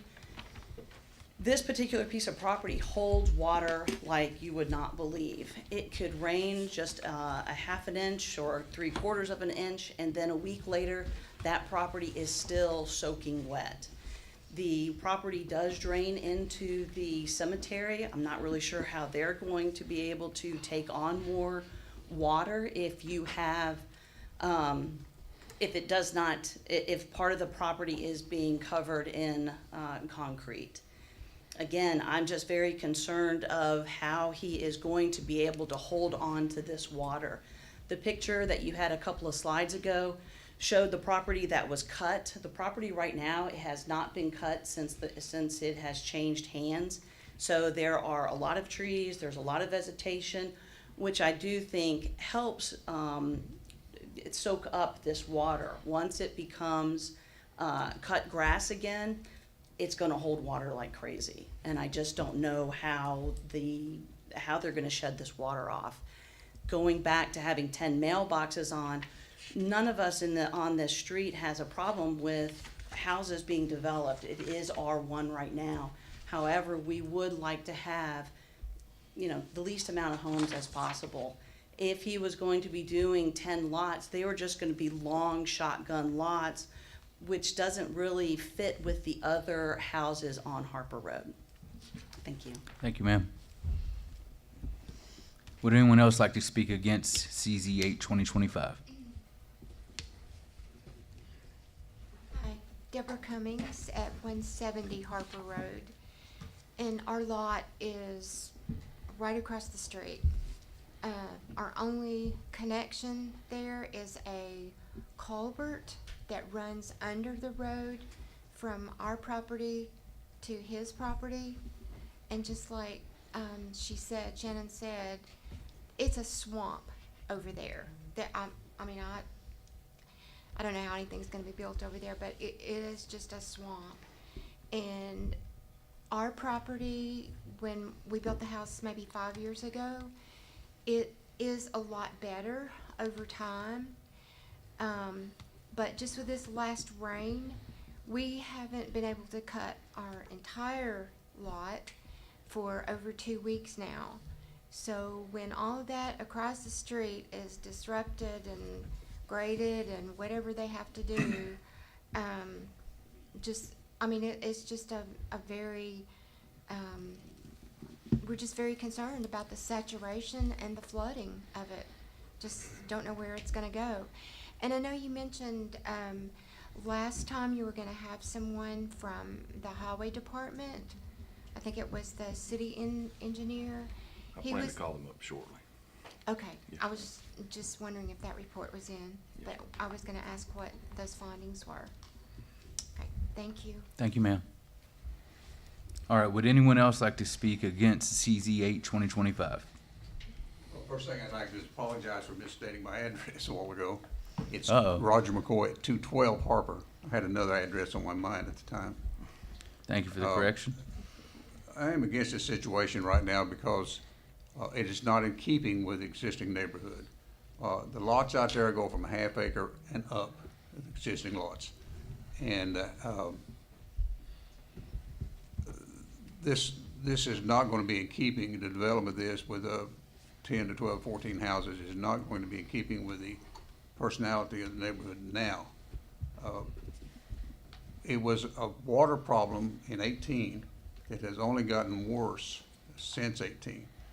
And we have a corporate neighbor behind it, this cemetery, that has an opportunity to be adversely affected by this situation. So it would behoove us, I think, to realize that to put in a development that is totally out of context with the rest of the neighborhood, I have to question, why is there a need to go from R1 to R4? You just build R1. It's already R1. It'll accommodate R1. It's just going to R1A, sir. I'm sorry? It's R1A is what he's asking for. Yes, I'm Okay. sorry. It is R1. He's asking for R1A.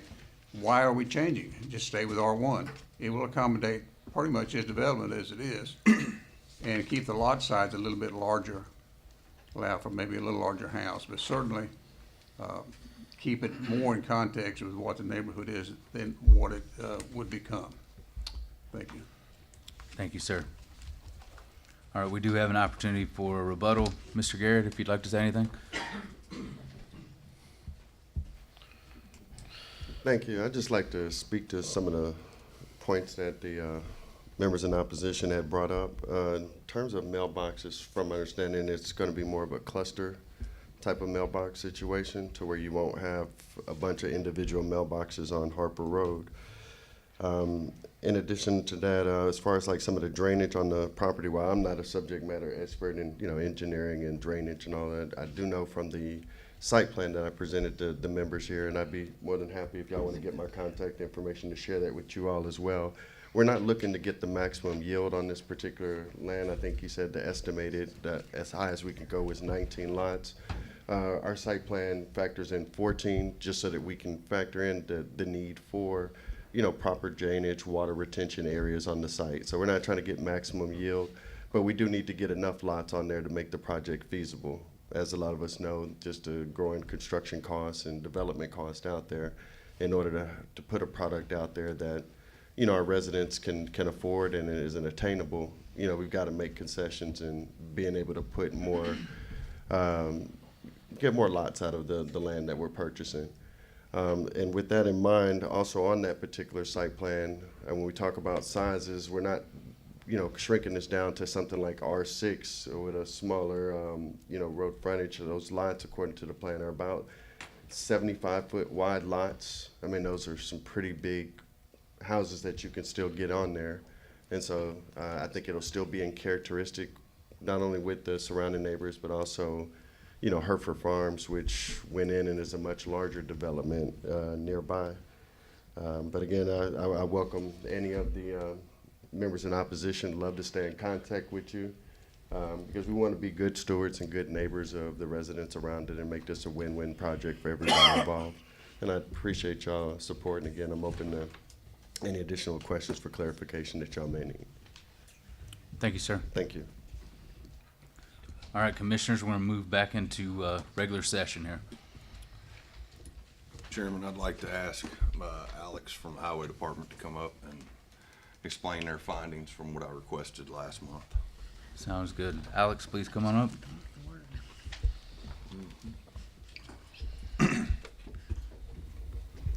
Alex Morris, Montgomery County Highway Department. We did go out and survey 170 Harper Road. The issue they have with that lot is that it's extremely flat. There's not a lot of positive drainage. The only thing we could do to improve that would be to lower the cross pipe that's underneath the road right now.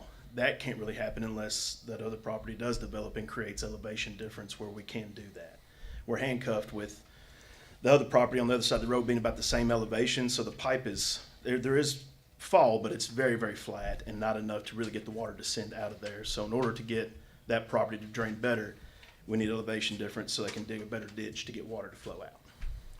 Is that something you would coordinate while this property is being developed? Absolutely. Okay.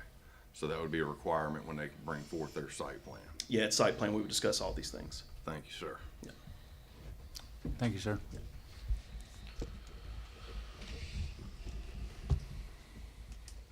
Anything else, commissioners? And I voted on this back in 2018 on the county commission, and I voted against it because at the time they were going for multifamily. And I spoke with a lot of the residents of Harper Road at that time because apartments didn't fit the nature of that area. That was going to be some really dense housing. This is more of a single family, and this is a one-step change in the zoning classification from R1 to R1A. And I do realize I spoke to 3 people after the meeting this last time who didn't quite understand that, so I want to make it clear this time. This is still staying single family, and it's slightly denser, and I want to explain the differences in it. The regular R1 is a standard of 15,000 square foot with a 90-foot lot width, so it has to be minimum 90 foot wide. The R1A drops it to 20,000 square foot lot with only an 80 foot. 12,000 square foot lot size with an 80 foot lot width. So it's a fractional change in the width of the lots and the size of the lots. So with this staying single family, I would be in favor of that, but if they were going for multifamily again, I would be completely against it. And I just wanted to explain that to the residents of Harper Road who've come out again today. Nobody else has anything. I'll make a motion for approval, to recommend approval, because the proposed R1A single-family residential zoning classification is a gradual transition from R1 standards to the R1A standards. These type of gradual increases align with the growth principles of the adopted comprehensive plan. We have a motion? Second. All right, we have a motion and properly made second. All those in favor of CZ8 2025? Aye. Aye. Any opposed? All right, motion passes. Commissioners, your last county zoning case is the next page. It is application CZ9 2025. Starts on page 22 of the county staff report. It's the application of David Phillips. The request is to go from AG Agricultural District to C5 Highway and Arterial Commercial District. It encompasses 8.75 plus or minus acres. It's for 2 tracks fronting on the south frontage of Dover Road, approximately 1,870 feet east of the Montgomery County and Stewart County line. It's an agricultural field currently. It is in the Woodlawn and Dottsville planning area, and the statements, the applicant's statement for future use or the reason for this request is to build a storage facility. You'll see the department comments that were received in reference to this application under department comments. Impact would be increased traffic, light, and noise in a wide range of available commercial uses. Property would be accessed off of Highway 79 and Dover Road. As stated earlier, it is in the Woodlawn-Dottsville planning area. The future land use opinion map indicates this area is rural reserve, and the staff recommendation for this application is for disapproval.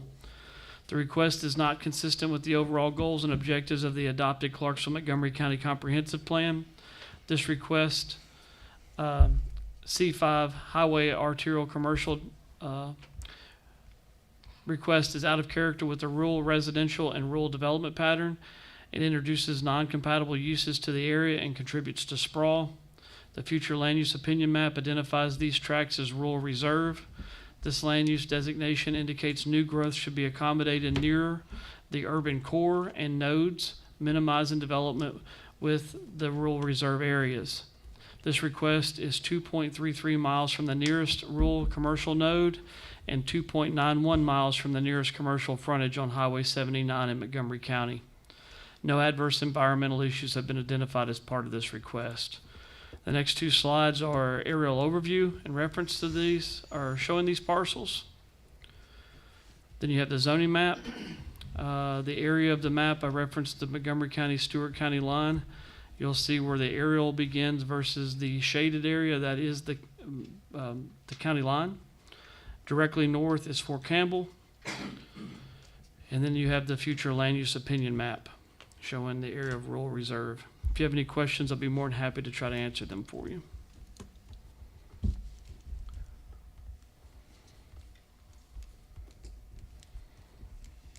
All right, seeing no questions, we'll move into public hearing. CZ 9/2025. Anyone like to speak in favor?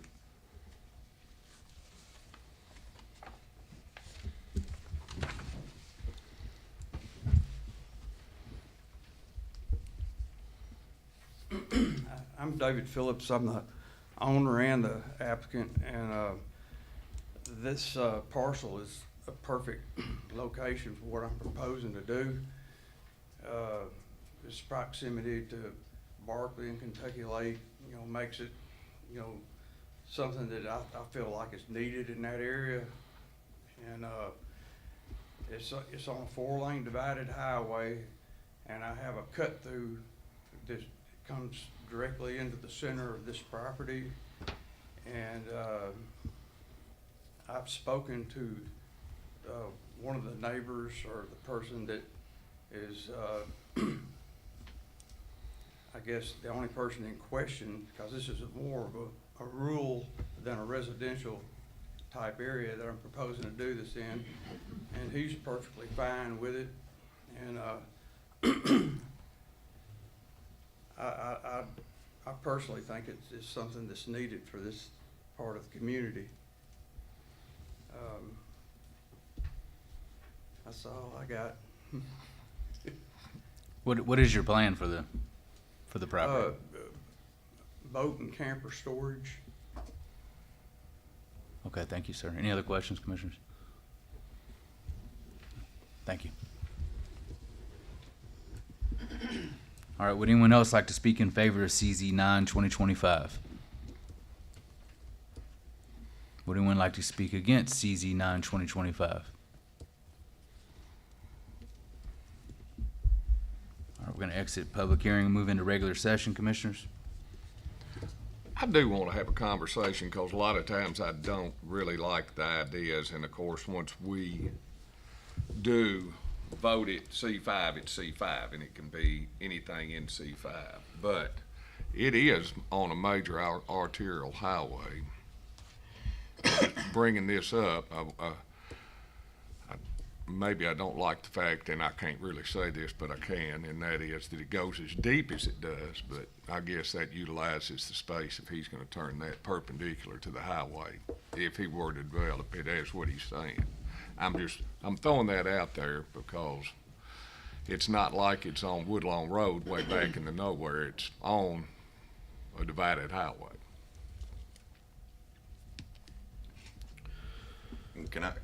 I just looked up our chart, and many storage units, or storage facility, I guess you would say, is only permitted on C2, C5, M1, and M2.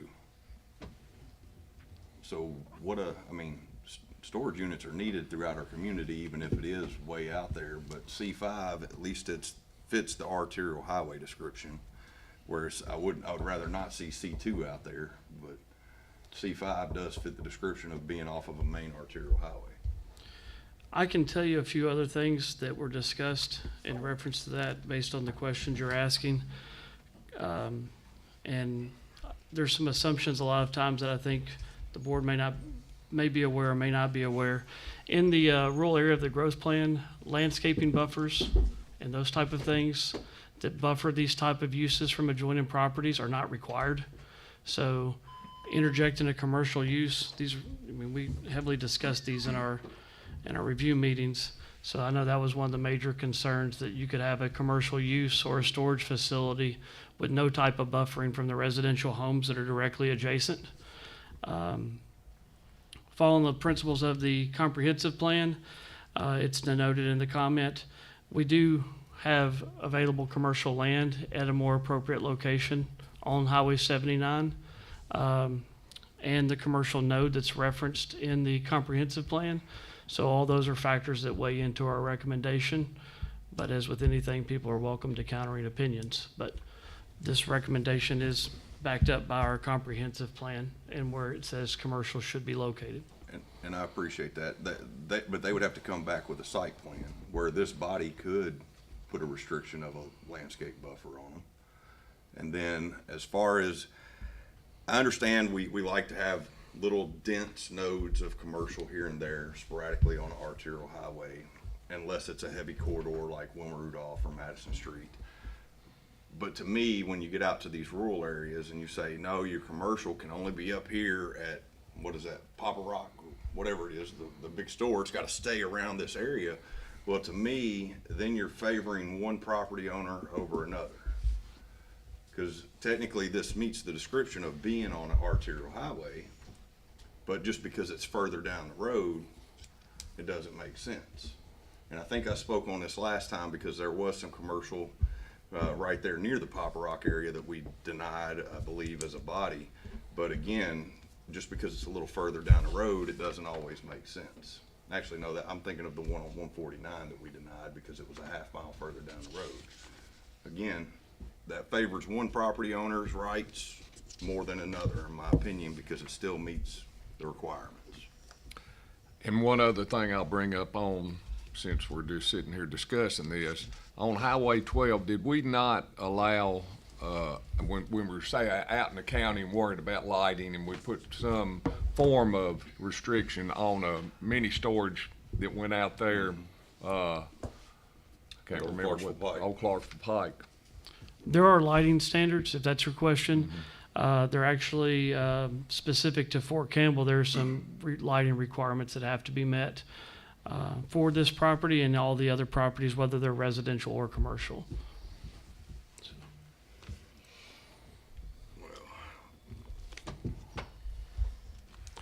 I don't know how to word this, but I'm gonna go for it anyway here in just a second.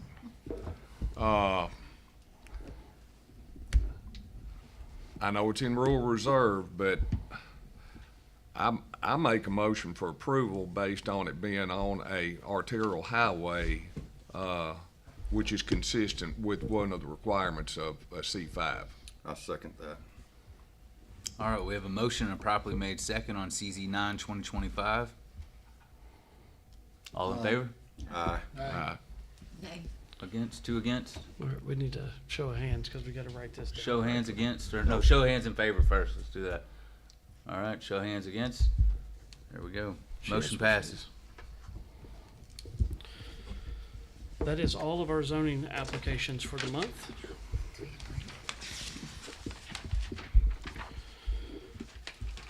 Mr. Chairman, the next portion is our subdivisions. These are normally handled on a consent agenda. And all items in this portion of the agenda are considered to be routine and non-controversial by the staff of the Regional Planning Commission and may be approved by one motion. However, a member of the audience, commission, or staff may request that an item be removed for separate consideration. So with your permission, I'll have Mr. Parker read these into the record, and then we'll find out if anyone wants something specifically pulled. Please do. Thank you, Commissioners. Our first subdivision is case number S24-2025. The request is for preliminary plat approval of Jackson Hills Section 2 cluster. This does lie within the PGA area of the growth plan, zoned R1. 143 lots are proposed, and the staff recommendation is for approval subject to the 3 conditions listed. Our next case is case number S33, preliminary plat approval of right-of-way dedication for Mann Circle. This is within the city. The property is zoned R4, and the staff recommendation is for approval subject to the 3 conditions listed. And finally, case number S35-2025 is preliminary plat approval of East Street Road. This does lie within the city. It's zoned R6. 13 lots are proposed, and the staff recommendation is for approval subject to the 2 conditions listed. That's all I have. Thank you, Commissioners. Mr. Chairman, there is no applications that the staff wishes to pull, but there may be some from the audience. Commissioners, audience, need to pull any site reviews? Subdivisions, I'm sorry. All right, seeing none, Commissioners.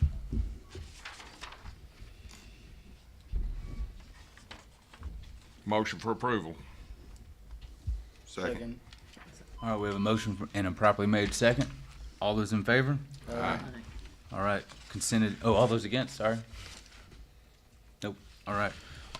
Subdivision consent agenda passes. All right, Mr. Chairman, just as the subdivisions are handled on the consent agenda, so are the site reviews. As stated previously, most of these we consider them all routine and non-controversial by the staff of the Regional Planning Commission, and they can be approved by one motion. However, a member of the audience, commission, or staff may request an item be removed for separate consideration. So with your permission, I'll have Mr. Parker read these into the record. Okay, case number SR35-2025 is Domus Office Phase 2 at 1255 International Boulevard. This is in the rural area of the growth plan, zoned M2. Staff recommendation is for approval with no conditions listed. Case number SR36-2025 is the Retreat at Sydney Place. The proposed use is multifamily. The zoning is commercial. 21 units are proposed. Staff recommendation is for approval subject to the 3 conditions listed. Case number SR37-2025 is Warioto Hills Townhomes on Ramblewood Drive. The zoning is R4. This is 56 units proposed, and the staff recommendation is for approval subject to the 5 conditions listed. Case number SR38-2025 is Masonic Lodge number 89 at 1530 Keys Road. This is in the PGA of the growth plan. It's zoned ag commercial, agricultural commercial, and the staff recommendation is for approval subject to the 4 conditions listed. SR41-2025 is Power and Grace Academy. The proposed use is a school, and it's in the city portion of the growth plan, zoned R1. The staff recommendation is for approval with no conditions listed. Case number SR42 is 450 Needmore Road multifamily. Property is zoned R4. 87 units are proposed. The staff recommendation is for approval subject to the 3 conditions listed. SR43 is Woodlawn Storage. It's at 1808 Woodlawn Road, Zone C5. The staff recommendation is for approval subject to the 3 conditions listed. Case number SR44-2025 is Cedar Bend Phase 2 at 2941 Ashland City Road. The proposed use is retail, and the zoning is C5. The staff recommendation is for approval subject to the 5 conditions listed. Case number SR45-2025 is Holland Park Phase 2 at 2515 Wilson Road. This is multifamily that's proposed use. It is in the city. R4 is the zoning, 72 units proposed. Staff recommendation is for approval subject to the 2 conditions listed. And our last case is case number SR46-2025, Exit 11 Commercial. The proposed use is the driver's license facility. It is in the city. property is zoned C4, and the staff recommendation is approval, subject to the 2 conditions listed. Thank you, Commissioners. Thank you, sir. The RPC staff does not have any item that needs to be pulled for separate consideration. Commissioners, do you have any that'd like to be pulled? No, but Mr. Chairman, I'd like to abstain with regard to SR 43, 2025, 1808 Woodlawn Road. Okay. Anyone in the audience like to pull one for consideration? Yes, sir. Pull 42, please. Yes, sir.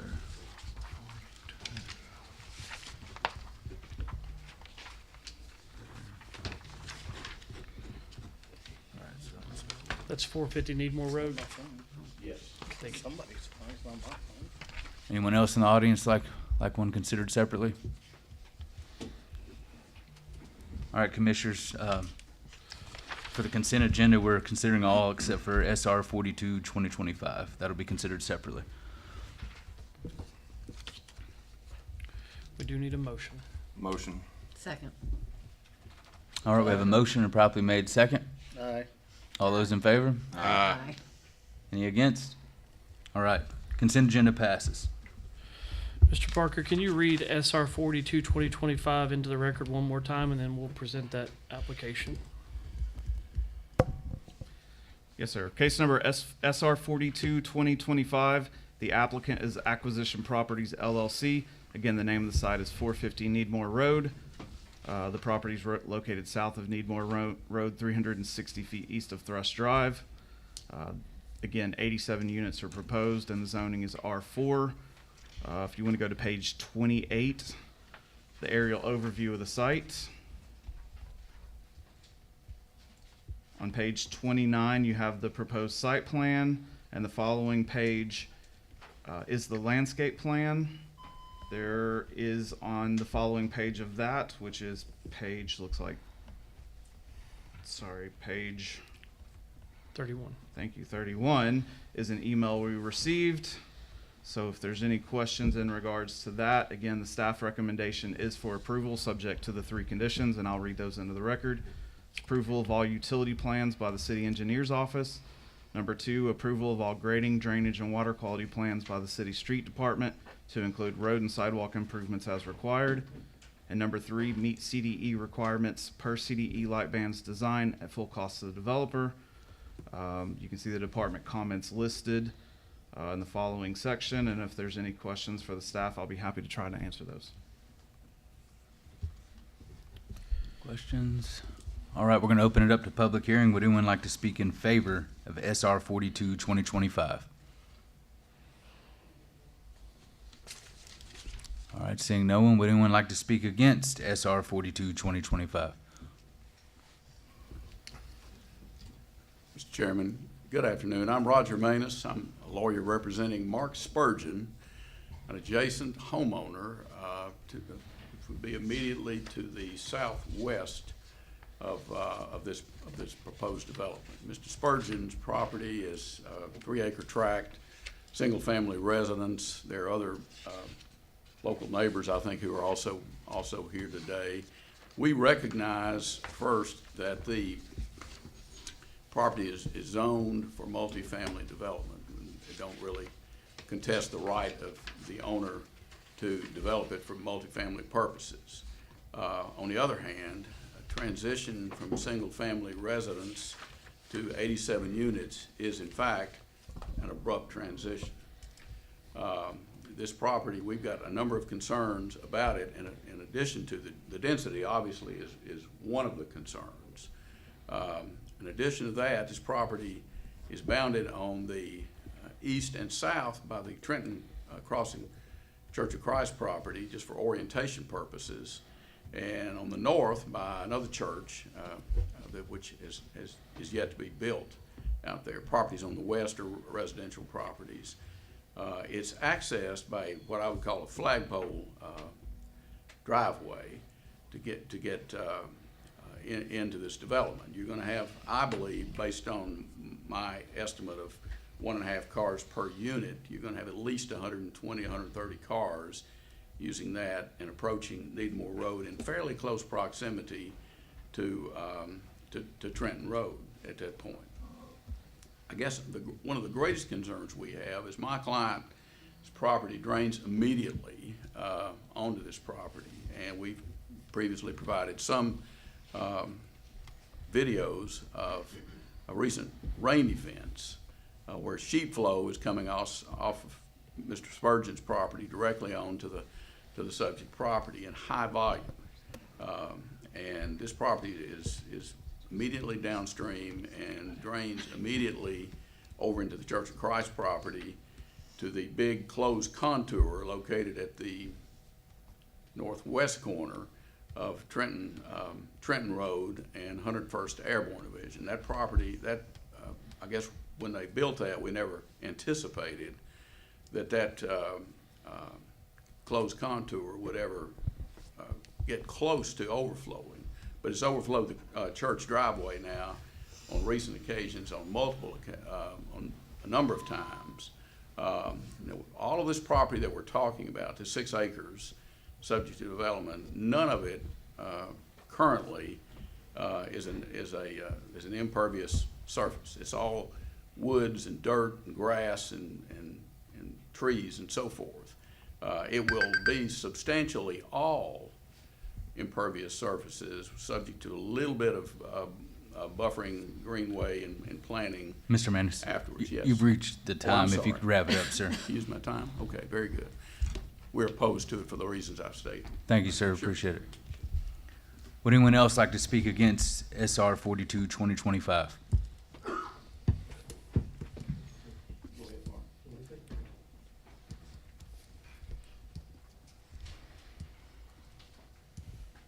My name is Mark Spurgeon, address 510 Wren Drive. I know the traffic concern of building the apartments is going to be obvious at Newport because there many part time during the day where the traffic backs up all the way to Wren Drive from the intersection at Trenton Road. Adding another access road for heavy traffic is just going to be tough. I've witnessed already a couple wrecks just waiting in line. Could be wanting to pull out from the apartments before, and Casey's right across the street. People wanting to come out of the road. It's only 2 lanes. There's no options for people getting to a middle lane, that kind of thing. But what Roger talked about was the water. I've lived there since I was 10 years old, and I've seen as the development has happened, the water pooling getting larger and larger. And in 2010, that water pooled all the way to our property. That was in 2010. Since then, the church has been built. They've been adding there's going to be apartments behind Casey. They've added an apartment complex. So even though the church has made retention pools, those retention pools now are maxed. So my anticipation is that once these apartments are built, we are probably going to have a water issue, just based on my observation over since I was 10 years old, which is 60 years now. So terrible. But I'm opposed to it only because I know that development is necessary. You can't stop it. But this seems to be something a little more modest to take into consideration the traffic and the flood potential. Thank you. Thank you, sir. All right, would anyone else like to speak against SR 42, 2025? Seeing no one, we're going to exit public hearing and go into regular session. Commissioners? Mr. Chairman, could we have the engineer come up here for just a second, just to kind of expand on some of their concerns anyway? Yes, sir. If Is the engineer present? It's in the back. All right.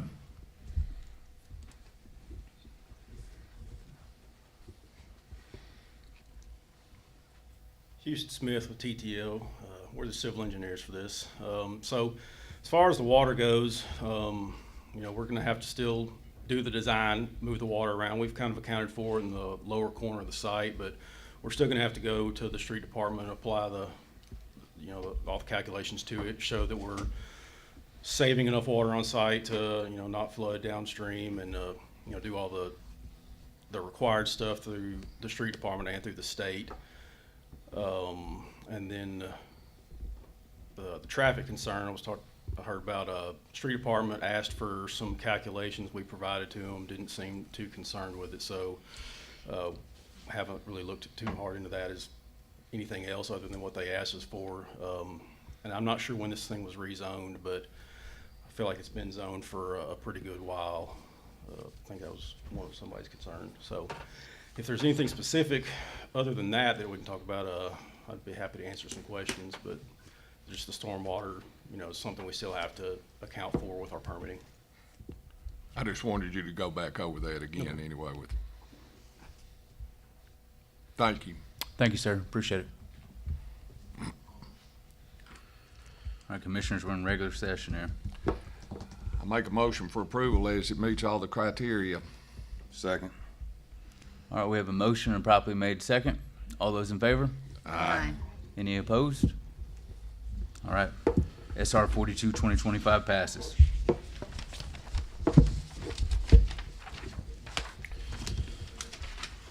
Mr. Chairman, we're now at the other business tab.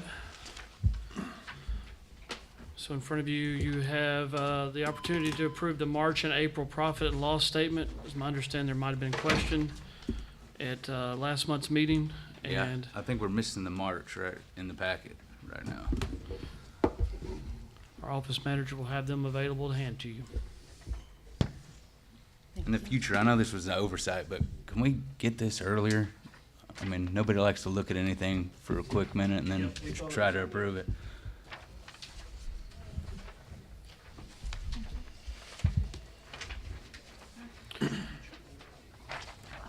Thank you, sir. Is, before you start reviewing that, is the appropriate time, would you like them at the informal? Would that be enough time? Oh, yeah, this one Okay. was just left off, Okay. at least the adjustments. And if you guys recall, it was the uncategorized expense last month of $100K, and I believe talking with Mr. Gray that it was just some adjustments, cleaning up some old AP and AR from back in the, 2000s, or mid-2000s? Yeah. So you'll see on the March it's gone now, and I don't see anything too out of the ordinary on April, so y'all take your time, let me know when you're ready.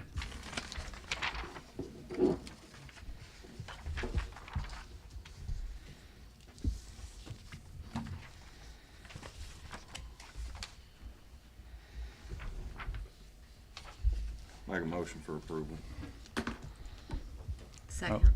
We have a motion and properly made second for the March and the April profit and loss statement. All those in favor? Any against?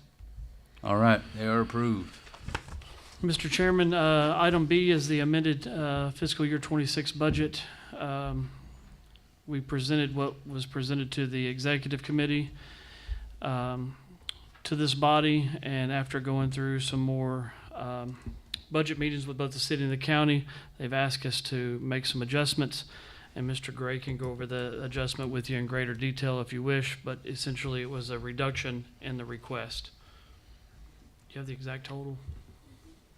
We changed the request from 550 to 535, and that would be reflected, it would be 15,000 less from the city and 15,000 less from the county, so we're gonna absorb that out of, essentially our reserves. Any questions on that amendment, commissioners? We do need to get a motion and an approval on that. Motion. Second. All right, we have a motion and properly made second on the amended fiscal year 26 budget. All those in favor? Aye. Any opposed? All right, budget is approved, budget amendment's approved. And then on item C, Mr. Tyndall shared the City of Clarksville CIP, the capital improvement plan. The capital improvement plan is a kind of a wish list that the city's planning on, the items that they have for capital improvements in the future.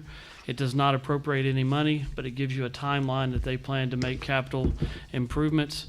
Not asking for a endorsement on it, but I do need to acknowledge a vote to acknowledge that you received it, and we can take any comments that anybody may have to the city council, if there are any. So, need a motion for acknowledgement. Motion to acknowledge we received it. Second. All those in favor? Aye. All right, acknowledgement approved.